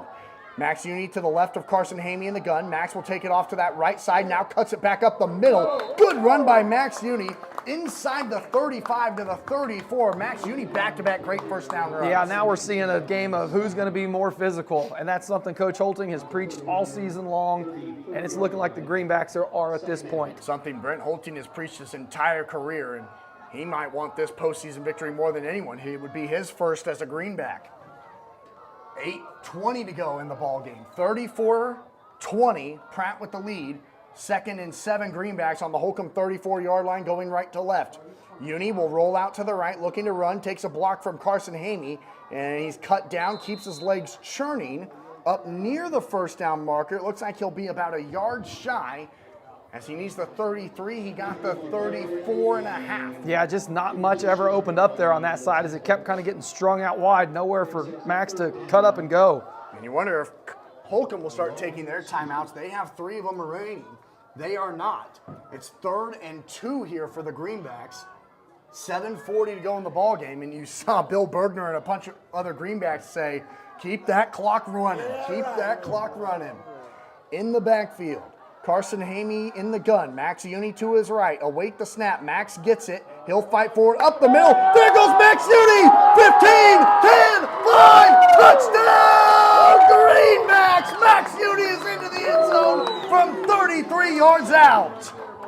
Boom, and if that doesn't seal it, boy, that's got to be close to thinking this ball game's over, Austin. Puts you up 40-20 with the extra point on the horizon here, make it a 3-score ball game. Greenbacks are in the driver's seat. Max Uni has had big runs on this drive. That's his biggest, 33 yards into the end zone, and the Greenbacks are a point after away from making it a 21-point game. There is a flag thrown on the far side, but now it's picked. Oh, it went against Holcomb.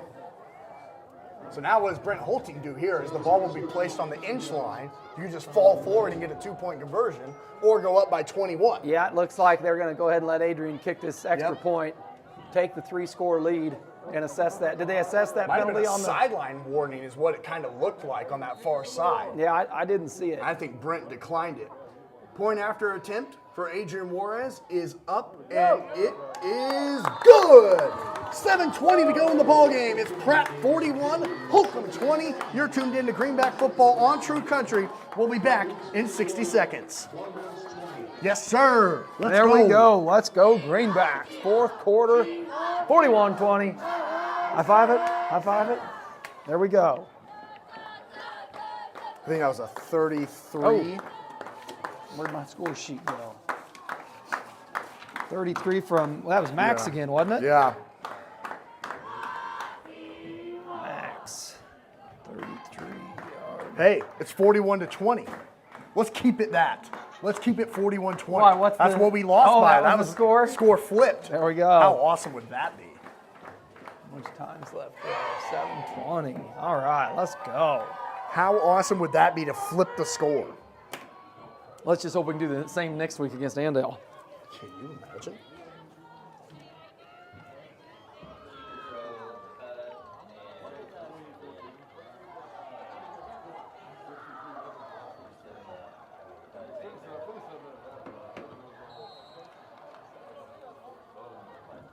Thanks so much to Colorado back in the studio. Gosh darn, he makes Cody and I sound good, doesn't he? Here in Holcomb, America, 7:20 to go in the ball game. It's Pratt 41, Holcomb 20. The score reversed from a season ago. Adrian Juarez with a big boot into the end zone. It goes, a big touchback as the Greenbacks up by 21. And Cody, what a drive that was. Oh, that was huge. You needed that. Like you said, the first 2 possessions, you come out of halftime, stall out a little bit, have to punt. and get the mixed field goal. Holcomb puts some points on the board, and you're thinking, okay, this is going to get real. Second half, 2-score ball game, and then all of a sudden the Greenbacks do what we've seen them do all night: march down, put some points on the board. I can't tell if that's I think that was some laundry from earlier out there on the middle of the field. Looked like a flag out there. 2 wide receivers go to either side. 1st and 10, Holcomb on their own 20. Mesa in the gun. He'll throw out to the flat on that far sideline. And nice tackle over there on that far sideline by the cornerback Tay Wilson and Noah Riley after a gain of about 5 on the quick little out route. Thrown to the sideline, stops the clock, 7:14 to go here into the ball game. Yeah, might see a little bit different style of offense here for Holcomb with the urgency and only 7:14 to go in the game, down by 3 scores. You don't have the luxury of being able to run the ball and run your normal offense here. Mesa in the gun, Cosner to his right, a wide receiver to either side, and the tight end. Now Mesa keeps it up the middle. A lot of confusion in the backfield, but he makes a lot out of it. Gets to the sideline, a first down before Noah Riley pulls him out. That play had nothing going, and Mesa found a seam on the edge, gets a first down up to the Holcomb 34-yard line. Yeah, he's been impressive. When he's having room to run, he's got some speed and some shiftiness that he gets outside. Thankfully that time Noah there able to force him out before picking up too many yards. Damon Mesa, the junior. He will be fun to watch next season, as he was a wide receiver his sophomore year and had 3 touchdowns through the air and 191 yards against the Greenbacks as a receiver. Tonight as a quarterback, he rolls to the right, throws across the middle, and it hits the dirt intended for Chris Palacios. He hasn't thrown the ball well tonight, but boy, he's so fast and athletic that he can kind of make plays happen. Yeah, that's the thing. You get him out scrambling with the option to run, and he's almost just as threatening if he tucks it and runs. Haven't seen him do that, though, a whole lot tonight, right. But you'd think with his athleticism and speed, that would be an ability that he has. He stops the clock at 7:05 to go in the ball game. Pratt 41, Holcomb 20. 2nd and 10 Longhorns on their own 34-yard line. Ball placed on the left hash. Trips to the near side. Mesa takes the snap. He'll hand it off to Cosner, who gets outside, and he's cut down by Carson Haney. Nice one-handed tackle by Carson up to the 37-yard line. It's 3rd and long for Holcomb again. Boy, trips to the near side here on that formation, Austin. I thought we might see the ball in the air, but hand it right off, and Keyrell doing a good job of getting in the backfield earlier. Yeah. Put some pressure on him and force him upfield. Carson Haney, he got moved to linebacker tonight. Keyrell Thompson moved to defensive end. Tay Wilson to safety. The screenback defense has been pretty solid with all the movement. 3rd and long, Holcomb hands it up the middle to Cosner, who breaks free, gets the first down up to the 46-yard line. Boy, that's a big, explosive run by the tailback and the senior. Yeah, and really the most yards we've seen up the middle this half from Holcomb. Right. The middle's been that pretty hasn't clogged been a hold. up. Yeah, yeah, exactly. Anytime we've seen a play that big, has been brought back by a penalty. 6:15 to go in the ball game. 1st and 10 Holcomb, now on their own 46-yard line, going left to right. Mesa in the backfield, Cosner to his right. Mesa looking to throw down the far sideline, and it is over the head of his intended target, Dominique Orozco, down there. Orozco has 5 receptions and 45 yards coming into the night. That's his first target, and it falls incomplete. I don't think either Orozco or Noah Riley knew that ball was coming their way, because if Noah would have known that was coming his way, it was underthrown enough. I think he could have made a play on that ball. Interception. Yeah. It's 2nd and 10 now for Holcomb. On their own 46, ball placed on the right hash. Stops the clock, 6:04. This drive is taking a little bit longer with the amount of passing that we've seen from Holcomb and the times they've gotten out of bounds. Mesa's empty in the gun. It's a design quarterback draw, and he takes it to the outside, 50, 45, now to the 40, 35, 30, 25, 20. Goodness! All the way down to the BTI green zone. Just a lot of up and down there as he gets into the secondary. You know, thought he's going right, then he's going left. Looked like the old school Tecmo Bowl when you're going up to the top of the screen, down to the bottom of the screen. Couldn't tackle him. A huge run for the quarterback junior, Damon Mesa, as he gets it all the way up to just outside the 20-yard, just inside the 20-yard line. BTI green zone, 19-yard line for Holcomb, and a whistle, and the officials are meeting. We might have a timeout. Maybe an equipment malfunction? I don't know. Usually not a conference on the field for a timeout. Now the officials are going to that far sideline, and I think. Oh, they wanted to reset the clock. 5:46 instead of 5:36 to go in the ball game, so they added 10 seconds to the clock. Is why they were walking over to the press box. 1st and 10, Holcomb on the Greenback 19-yard line after a big run. Mason in the backfield, Cosner standing directly behind him. Now a man going in motion, and Cosner will get the ball up the middle, and James Baker says, "You're not going anywhere." That time the middle sealed up. Yes, exactly right. And James Baker has been the one to do that tonight defensively. It's a loss of 1 on the play for Holcomb, back to the 20. 2nd and 11, and importantly, that clock continues to run. 5:25 to go in the ball game. 2nd and 11, Holcomb on the Greenback 20. Here in the BTI green zone, Mesa in the gun. Cosner to his left, low snap. Mesa rolls to his right, now looking to throw. Under pressure, Kyrell Thompson! Ag Astra sack! Oh no! They throw a flag! Oh, for what? A horse collar? For what? That's unbelievable. They just called maybe the worst horse collar penalty I think I've ever seen in my broadcasting career. Is that what the call was, a horse collar? That's what the White Hat seemed to be telling head coach Brent Holteen. And Kyrell Thompson, I'm not kidding you, had Damon Mesa wrapped up by the hip. Oh my goodness, that's bad. Yeah, that's bad. Wow. And huge on that drive. What would have been 3rd and 15 at that point now gives them a fresh set of downs and moves the ball up. Wow. Kyrell Thompson just had an Ag Astra sack ripped away from him after he dragged Damon Mesa to the ground by his hip. It's called a horse collar. Goodness. 5:10 to go in the ball game. It's hit him. Nice tackle. There we go. Thanks so much to Carl Rada back in the studio. 5 minutes of football remain here in Holcomb. It's Pratt 41, Holcomb 20 on 1st and 10 from the 11-yard line for Holcomb. Damon Mesa takes it up the middle, and he's brought down, but another flag is thrown. What could this be? I may have to retract my statement about the officiating being good tonight, Austin. We'll see what this is Kyrell Thompson comes off the field in frustration. That looks like an unsportsmanlike. Oh, it is an unsportsmanlike conduct called against Kyrell Thompson. After he might have still been a little hot about that call from last time. I can understand being hot, but you can't afford to get another one called on you. You've got to just let that go because that penalty hurts. Kyrell's walking here.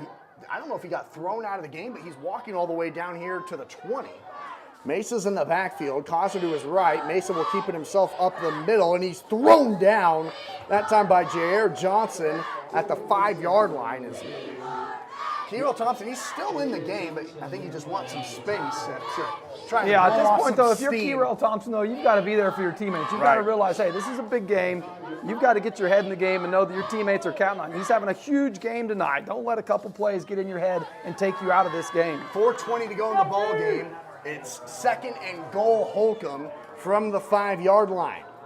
Mesa in the backfield is empty in the gun. Damon will keep it himself off to the right, breaks out of a tackle, upended by Johnny Martinez, but into the end zone. Touchdown, Holcomb, thanks to one pretty unbelievable penalty. They score. Yeah, and then compounded by another penalty. Holcomb able to move the ball down and get in the end zone there. 4:05 to go in the ball game. It's Pratt 45, Holcomb 26. I wonder if they'll 41, go for 2. 41 Pratt. 41, yeah. What did I say? 45. Oh, okay, yeah. 41. No, 41. See if Holcomb will go for 2 here to try and make it 41-28. Mason in the backfield, Cosner to his right. Damon takes the snap, rolls to his left, looking to throw. Max Uni with pressure. He'll throw to the back of the end zone. It's batted away by Tay Wilson. Nice play by Tay Wilson there. Bat that ball down. That's Huge big. play, That makes it a 15-point game. Big play. Instead of a 13-point game. 4:05 to go in the ball game. Pratt 41, Holcomb 26. We'll be back in 60 seconds. You're tuned in to Greenback Football. Wow.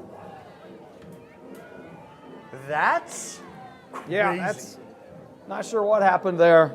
But yeah, if you're the Greenbacks now, get your head straight, get back in the game. Absolutely. Let's go.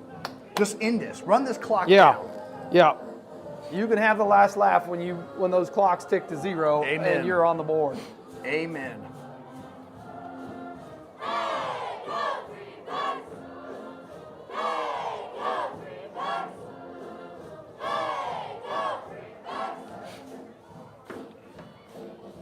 Whoa.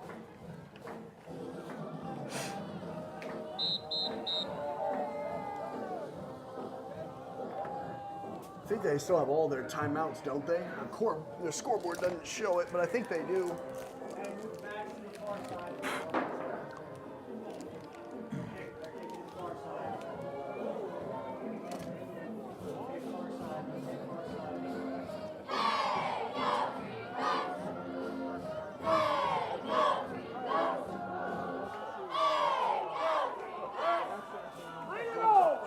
4 minutes and 5 seconds remain in the ball game here in Holcomb. Onside kick coming, and the Greenbacks recover it on the 49-yard line. Big play. Thanks so much to Carl Rada back in the studio. Austin McNorton and Cody Eastis here with you live. It's Pratt 41, Holcomb 26, and the Greenbacks are 4 minutes and 5 seconds away from winning their first postseason game since their state championship runner-up finish in 2018. And that time looked like Drake Van Scoik on the onside Was it recovery. really? Yes, it was. Oh my gosh, Heck that's yeah. amazing. These big guys are my favorite onside hands team. I love it. Easton Rector, Drake Van Scoik, Yeah. they've been sensational. Here's the offense back out on the field for the Greenbacks. Max Uni will take it up the middle into Holcomb territory up to the 48-yard line. The clock stops, though, as Holcomb takes their first of 3 timeouts, but a good gain that time for the Greenbacks. So 4 on first down thanks to Max Uni. 4:01 to go in the ball game. We're back in 30 seconds.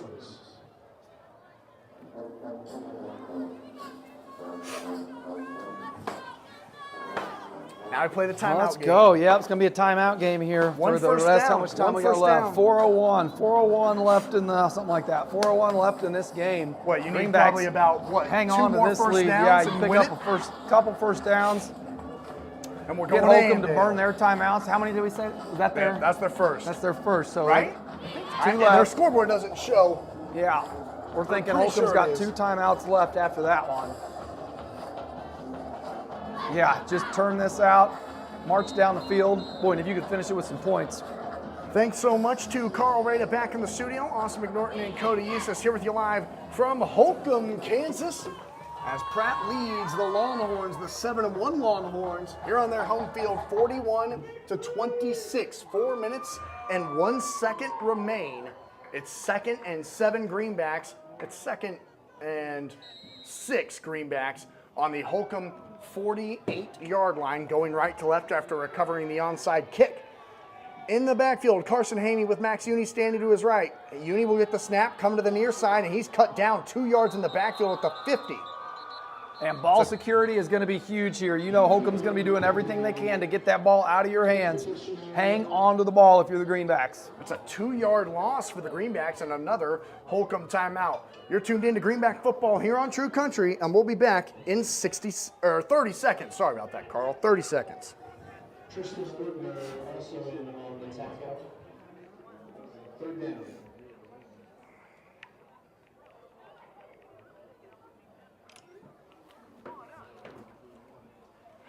Third and 8. Leave it here, 3rd and 8. Yeah, big play. You don't want to go a quick 3 and out and have to punt it away.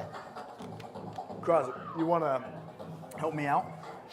If you put this, trade the drink holders. There's 1 water bottle. I didn't bring enough. No. Take the water. Welcome back to Holcomb. Thanks so much to Carl Rada back in the studio. Austin McNorton, Cody Eastis here with you live. 3 minutes and 55 seconds of football remain here in the first round of the postseason. It's Pratt 41, Holcomb 26. But a big 3rd and 8 here for the Greenbacks offensively on the 50-yard line going right to left. In the backfield is Hamey with Uni to his right. Max Uni will roll out to the right, looking to throw deep down the field. J.R. Johnson has it! 15, 10, 5, touchdown, Greenbacks! Whoa! Did you see that coming? Oh, Wow. There we go. No, I did not, and neither did the Holcomb defense. All three safeties in the backfield, Braden Baston, Chris Palacios, and Greg Martinez, all came up to the 45-yard line. J.R. Johnson had no one within 10 yards, and then Max Huey delivered a dime, his second touchdown pass of the night, and Pratt goes up big once again. Yeah, and Max took a shot getting that ball off, but man, he got it off right where it needed to be, and a huge play, which you can pretty much put a stamp on this game after that. Wow, Max Uni, a 50-yard touchdown pass to J.R. Johnson, who has his 4th touchdown catch of the season. And Max Uni just threw his 9th touchdown pass of the season. Greenback's looking to go for 2 here to go up 49-26. Ball will be handed up the middle. The pile fights forward, and they say no good. 3:47 to go in the ball game. Pratt 47, Holcomb 26. You're tuned into Greenback football on True Country. We're back in 60 seconds. Woo, there we go. Huge play by the Greenbacks. You've got to think you've got this ball game won now if you're the Greenbacks. Big play. Don't leave me hanging, dude. You're staying just far enough outside that I can't get you in there. Grady's so excited. Let's go.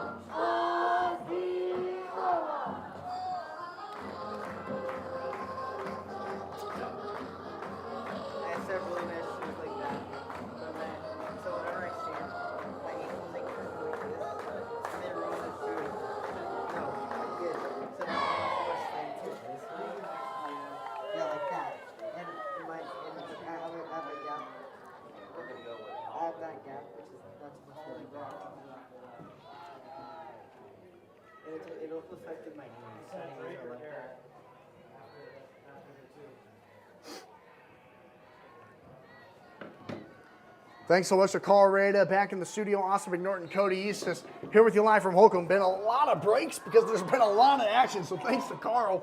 3:47 to go in the ball game. Pratt 47, Holcomb 26. The Greenbacks will be kicking right to left on your radio dial. Adrian Juarez will do the honors from the 40-yard line. This time it's a high kick, and it will be returnable here for Holcomb.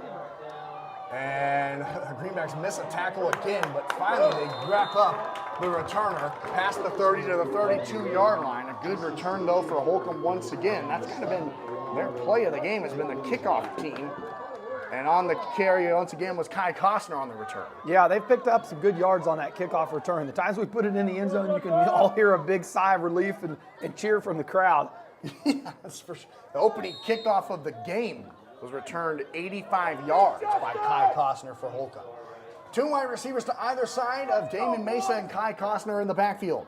Mesa takes the snap, rolls to his left, looking to throw. Now under pressure, throws to the flat, and it's incomplete.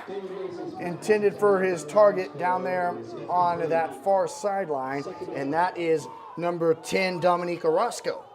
He's been targeted twice tonight, 2 incompletions. 2nd and 10, Holcomb. Once again, from their own 32-yard line, going left to right. That took off a couple of seconds. 3:34 to go in the ball game. Pratt leading 47-26. 2 wide receivers to either side. Mesa in the gun. Costner to his left. Now Costner takes the ball up the middle on the run, and an army of Greenbacks are there. An army of frogs after a gain of 3.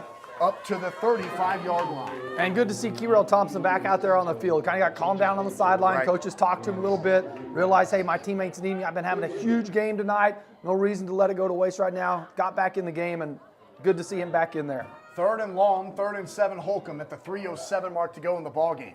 2 wide receivers to either side. Mesa in the gun, Costner to his left. Low snap. Mesa now under pressure, rolls to his right, breaks out of a sack, but won't get away from several others as James Baker, Brock Bourgeois, and Easton Rector and Johnny Martinez, well, I just kept listing off names of guys that I saw, make the tackle. Well, like you said, we're so low over here on the sideline, you can't see past the Greenbacks on the sideline. Anything this side of the field, as it gets close to the sideline, they kind of get hidden behind all the Greenbacks on the sideline there. 2:35 to go here in the ball game. 4th and 9, Holcomb from their own 33-yard line. This is the ball game here for the Longhorns. 2 wide receivers to either side. Mesa in the backfield. Cosner to his right. Low snap. Mesa has time. Now rolls to his left. Baker chasing him down. Now rolls to the left with room to run. 35-40. Got the first down. Break out of a tackle to the 50-yard line. That is all Damon Mesa there. Man, and I thought James Baker was close enough that if he would have dove for him, he might have been able to get him there, but just didn't get it. So close, but Damon Mesa keeps the season alive for Holcomb on that big run up to the 50-yard line. And our student section doesn't think that season's going to stay alive much longer for Holcomb as they've got the lights going and singing Silent Night. 2 minutes to go here in the ball game. 1st and 10, Holcomb on the 50. Mesa throws across the middle of the field. Wide open receiver caught at the 20-yard line for Holcomb.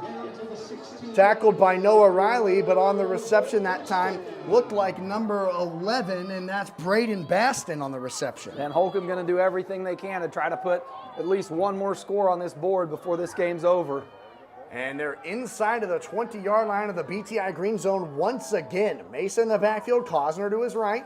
Damon has time to throw. Now throws to the near side. It's caught by the tight end and blown up.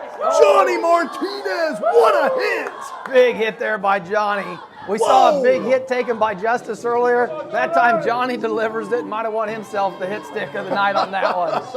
It comes at the 1:20 mark remaining in the ball game, so it took him a bit. But my goodness, he laid a shot on the tight end, Tristan Hortner, here in the flat. It's 2nd and 10 Longhorns from their own 15. Rolling to the left, Mesa takes the snap. Now looking to run. Will he throw? He'll stay down the near sideline, stays in bounds, dives towards the pylon. Looks like he'll be about 2 yards short, but it is a Longhorn first down once again.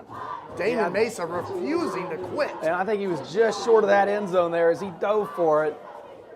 Boy, this has just been a really fun football game between two really good teams.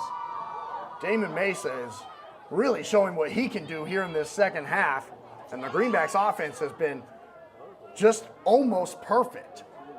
1st and goal, Longhorns now from the 3. Costner gets the ball and slips in the backfield.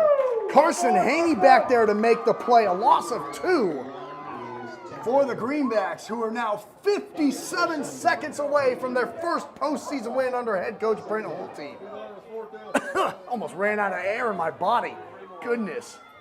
2nd and goal, Longhorns from the 5. Mesa in the gun. He'll step back, throws towards the fade, towards the end zone, and it's in and out of the hands of Polishio, the wide receiver in the flat. Great coverage by Keyrell Thompson. Yep, and that's going to stop the clock, so Holcomb is going to get a few more plays off here. They're either going to get in the end zone here or it's going to be a turnover and down, and we're going to see the V formation come out for the Greenbacks. 3rd and goal now for Holcomb. Once again on the 5. 41 seconds of football remain. 2 wide receivers to either side. Mesa hands it off to Cosner here to the near side. He'll fight forward, dive into the end zone, and he's a yard shy. Boy, that was close. Cosner thought he got in for sure. He's 1 yard shy, and now Holcomb, I think they're going to call a timeout. Yeah, I think you probably do if you're Holcomb here. Holcomb uses their final timeout. 32 seconds remain. It's 4th and goal coming up in 30 seconds. 30 seconds. 30 seconds away from the first playoff win for Coach Holting and these Greenbacks. Let's go. On to Andale. We want a rematch. We're not afraid. Let's go.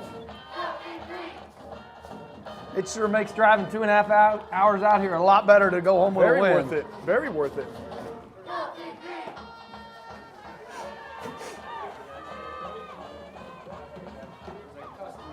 What's that?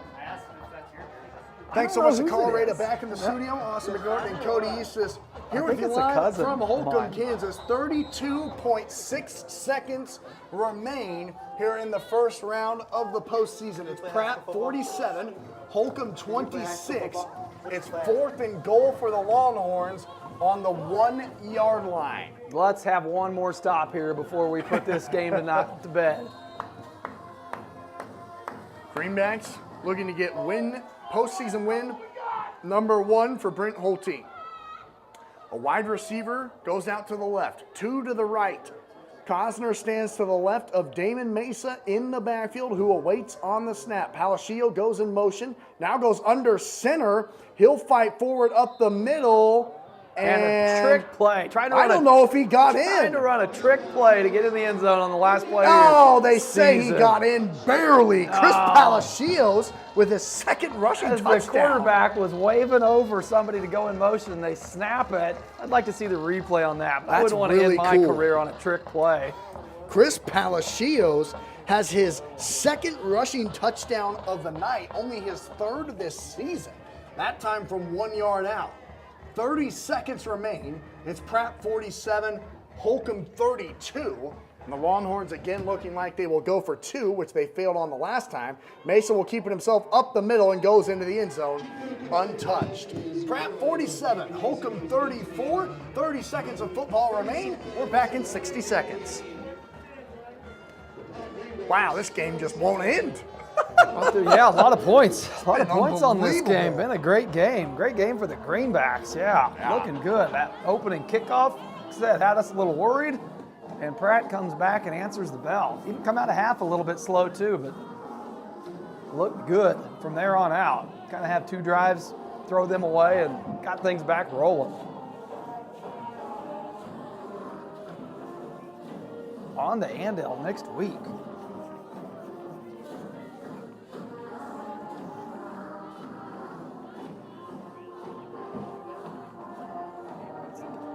Fixed here.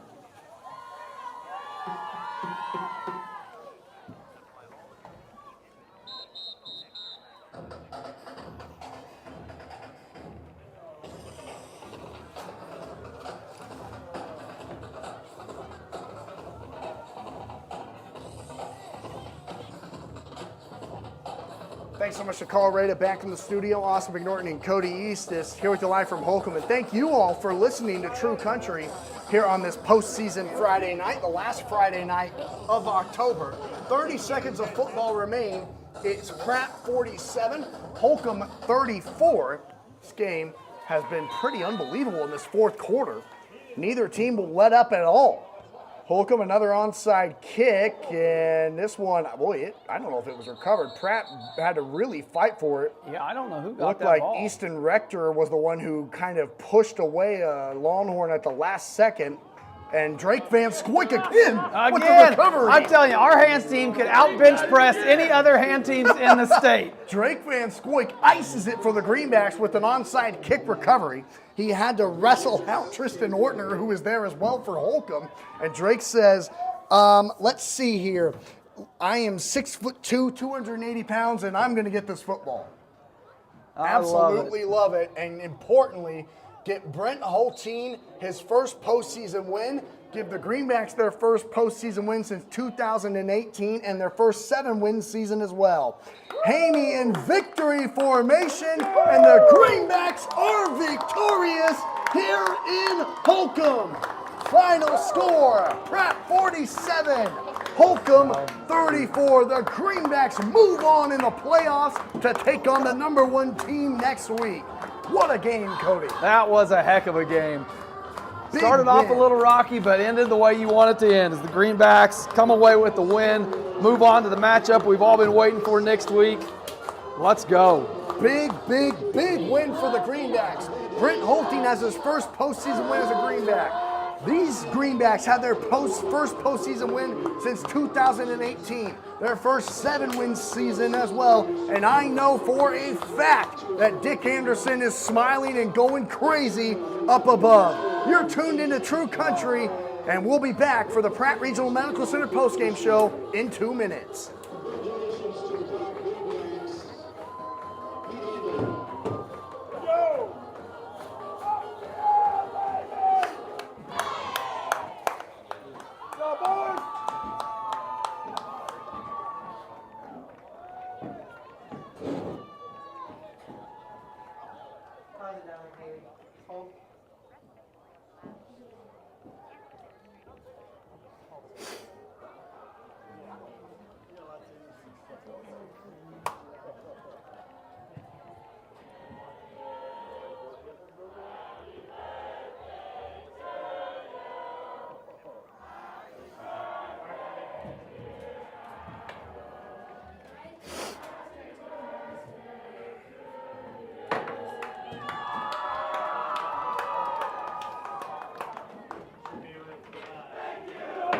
right, if you're still watching the stream, stay tuned. We'll have Coach Holting up here in the booth in a bit. On to Andale.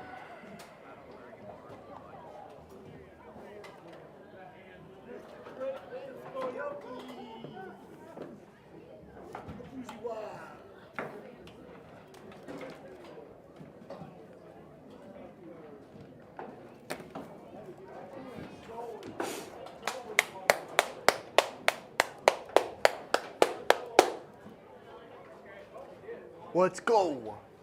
Congratulations, gentlemen. Good game, coaches. Like you said, it should be a fun bus ride home. Yep. Should be a very fun bus ride home.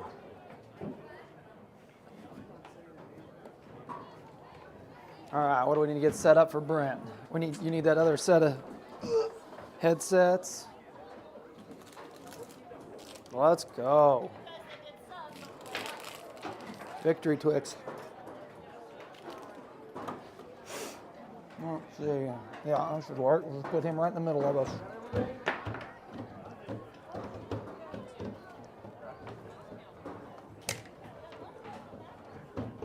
Welcome into the Pratt Regional Medical Center postgame show here on True Country. The Greenbacks get a postseason victory here in Holcomb. Final score, they took it off 47-34. Holcomb eliminated that scoreboard quickly as the Greenbacks improved to 7-2 on the year. Holcomb ends their season at 7-2. And my goodness, Cody, an incredible game. Back and forth, tied throughout the entire first quarter. The Greenbacks blow out the Longhorns in the second quarter, going into the locker room with a 34-13 lead. Holcomb comes out with a lot of momentum. They make it a 14-point game going into the fourth quarter, but the Greenbacks do just enough to hold on to that multiple score victory. Yeah, a great game by the Greenbacks, just all around. You know, we talked about it kind of throughout the game, but you give up that early kickoff return and kind of like, oh man, how's this game going to go? You bounce back, you put it away, bury it, you know, move on to the next series and march down and just really dominate the game from start to finish other than that opening kickoff.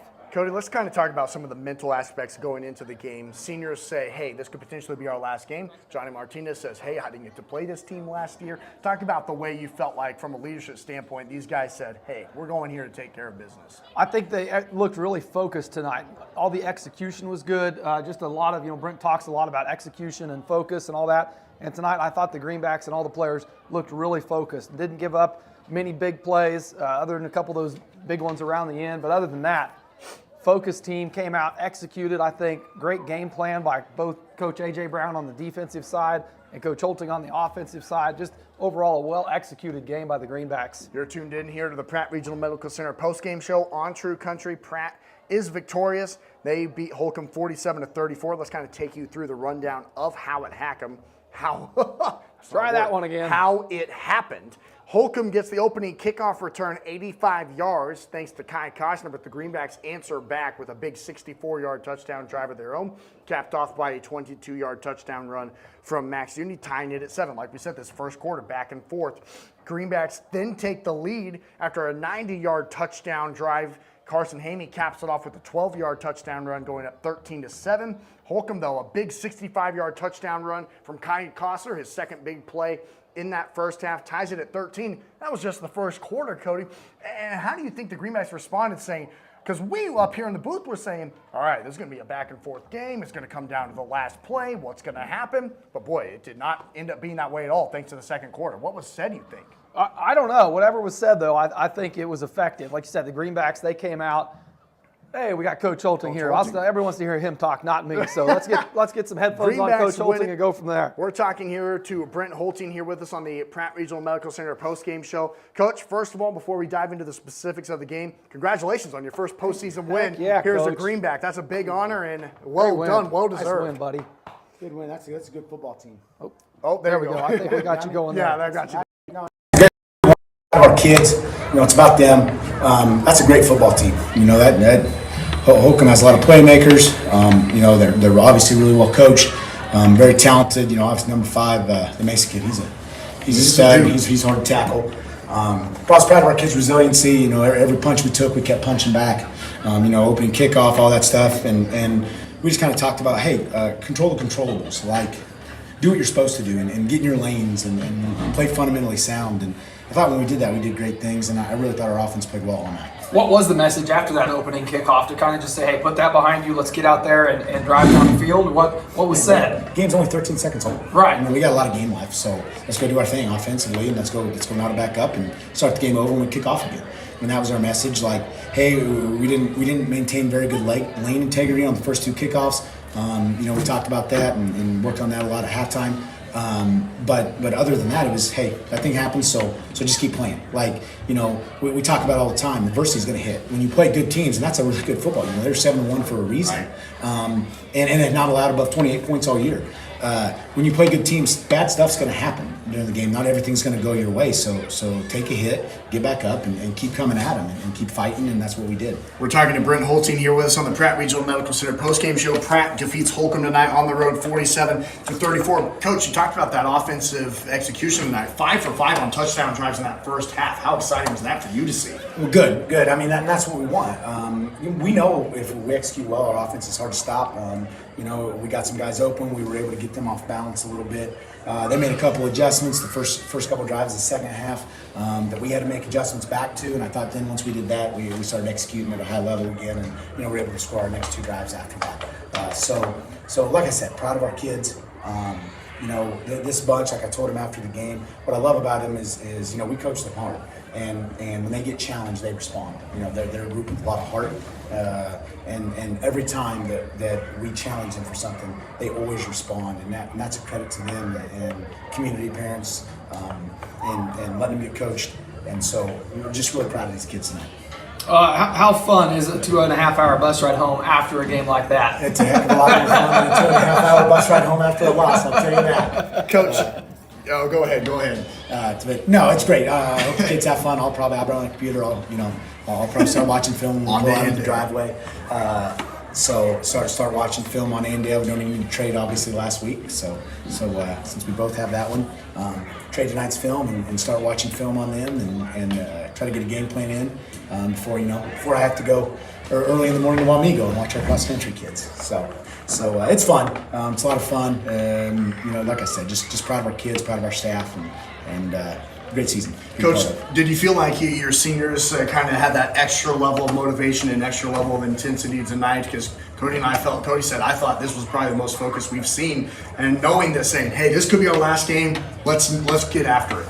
For sure. In my pregame speech, we talked to them about, I gave them a spiel. They were wondering probably where I was going with it part of the time, but I gave them the whole situation of the last high school football play I was ever in. I can remember it, like it was yesterday, and I'm sure you can too, and that's the way high school football is. And I said, but I knew that was my last play because, that was back when only one team went, and us and another team were the best team in the district, and we got beat on a real close game the week before, so we knew going into week 9 it was going to be our last game.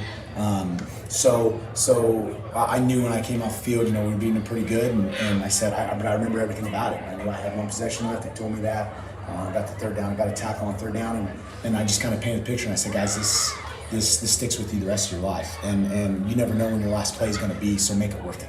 If something's going to happen and be your last play, you don't want a bad memory saying, man, I could have done more, I could have gave more effort. So my challenge to them was, we don't want it to play every play because your last, and if we do that, then we'll see another week. And I thought our kids did a great job of that. So, Coach, does that first postseason win here since 2018, first 7-win season, does that celebration even last this 2.5-hour bus drive, or are you saying, all right, we're on to next week already? I want our kids to enjoy it. They've earned it. That's not my job. My job's not to celebrate and rah-rah. My job's to get our guys the best chance they have to win a game.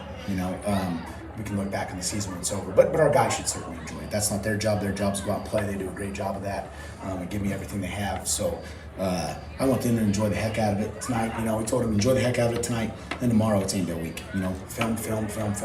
We were talking. I said it when Carson was echoing me in the post game huddle. Like, get your butts on huddle. Watch as much film as you can so you know every single thing about them. Because the more you know, the faster you can play. And obviously, as fast as Andale plays, you got to play really fast. Absolutely, Coach. Congratulations on the win. Absolutely, cannot wait that we get to talk to you next week. That's Brent Holcomb here with us on the Pratt Regional Medical Center postgame show. Greenbacks win it 47-34. We'll be back in 2 minutes, pass out some awards, and wrap it all up here from way western Kansas. Good game there, Coach. Congratulations, good sir.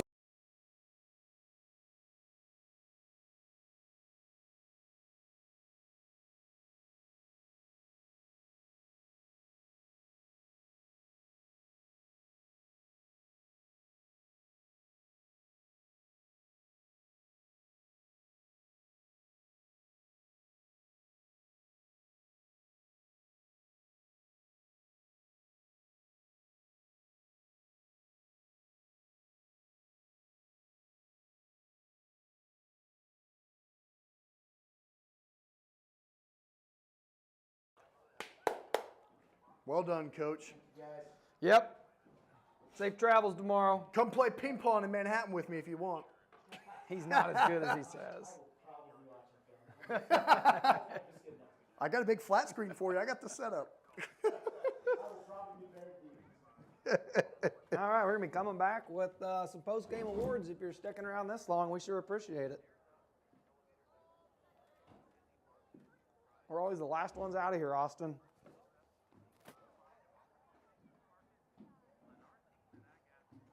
That's neat. That's neat. All right, awards.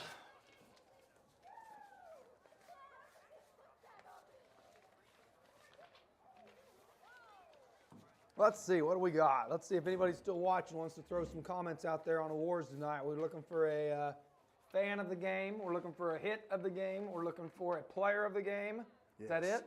Special teams? Do we have special teams too? Special teams, yes. And a special teams player of the week. So if you're still tuned in and got any suggestions, throw them this way.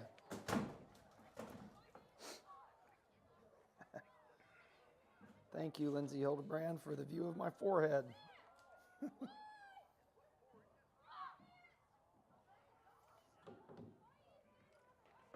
All right, we're back.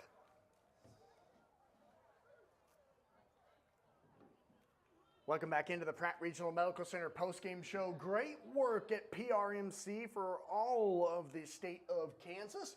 Great new big sign out there. Great facilities, great staff, make you feel like hometown service. The Greenbacks win it here tonight. First postseason victory since 2018. First under the direction of head coach Brent Holcomb as they defeat the Longhorns of Holcomb for the first time in 3 years. 47. There's just a lot of storylines. I keep listing them off. They win at 47-34. And here it's our final segment of the PRMC postgame show. Time to pass out some awards. We'll start first with the Kansas Co-op Special Teams Play of the Game.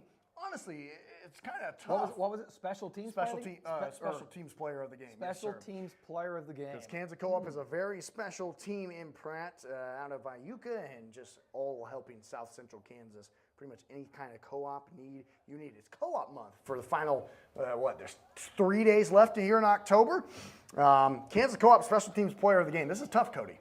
It is. Do you have any suggestions, or were you looking at me for an answer? I was honestly looking for maybe someone who made a couple of tackles, because Holcomb's kickoff return team was spectacular tonight. I was trying to remember if someone made a big tackle on one of their kickoff returns.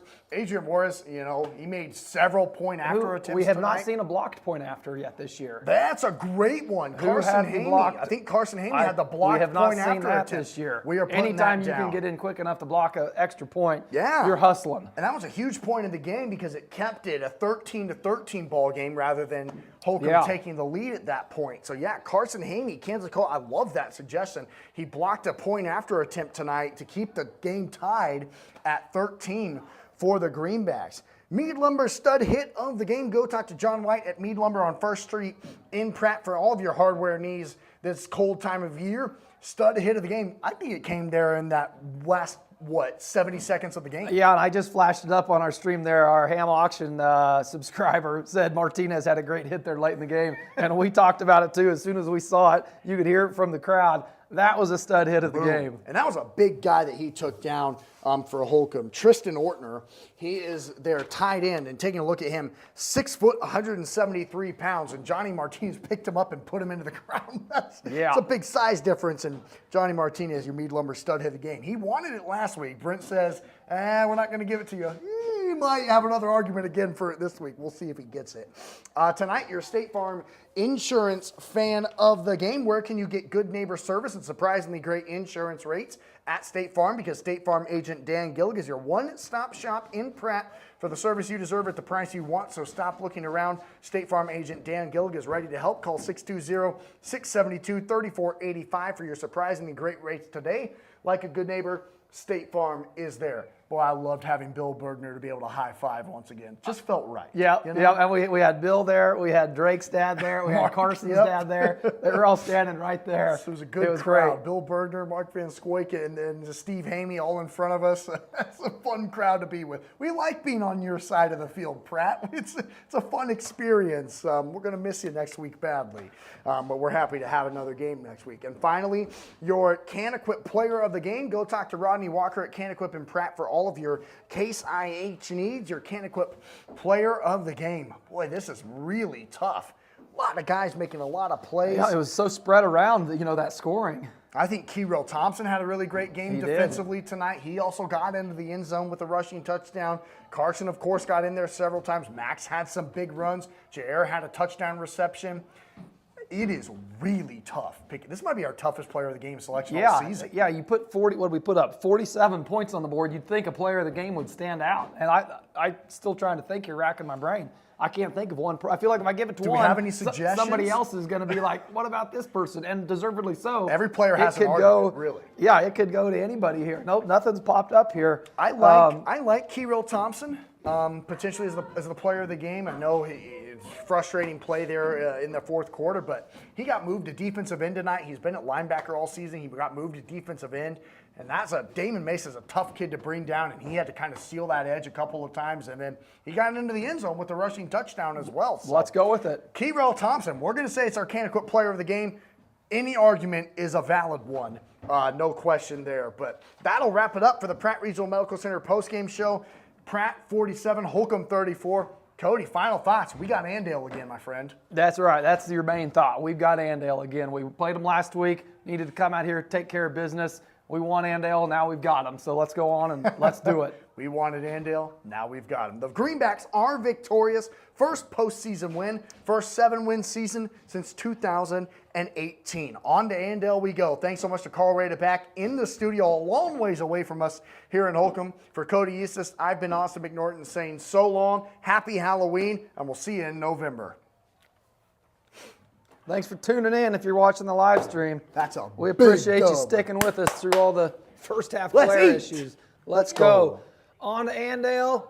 See you next week.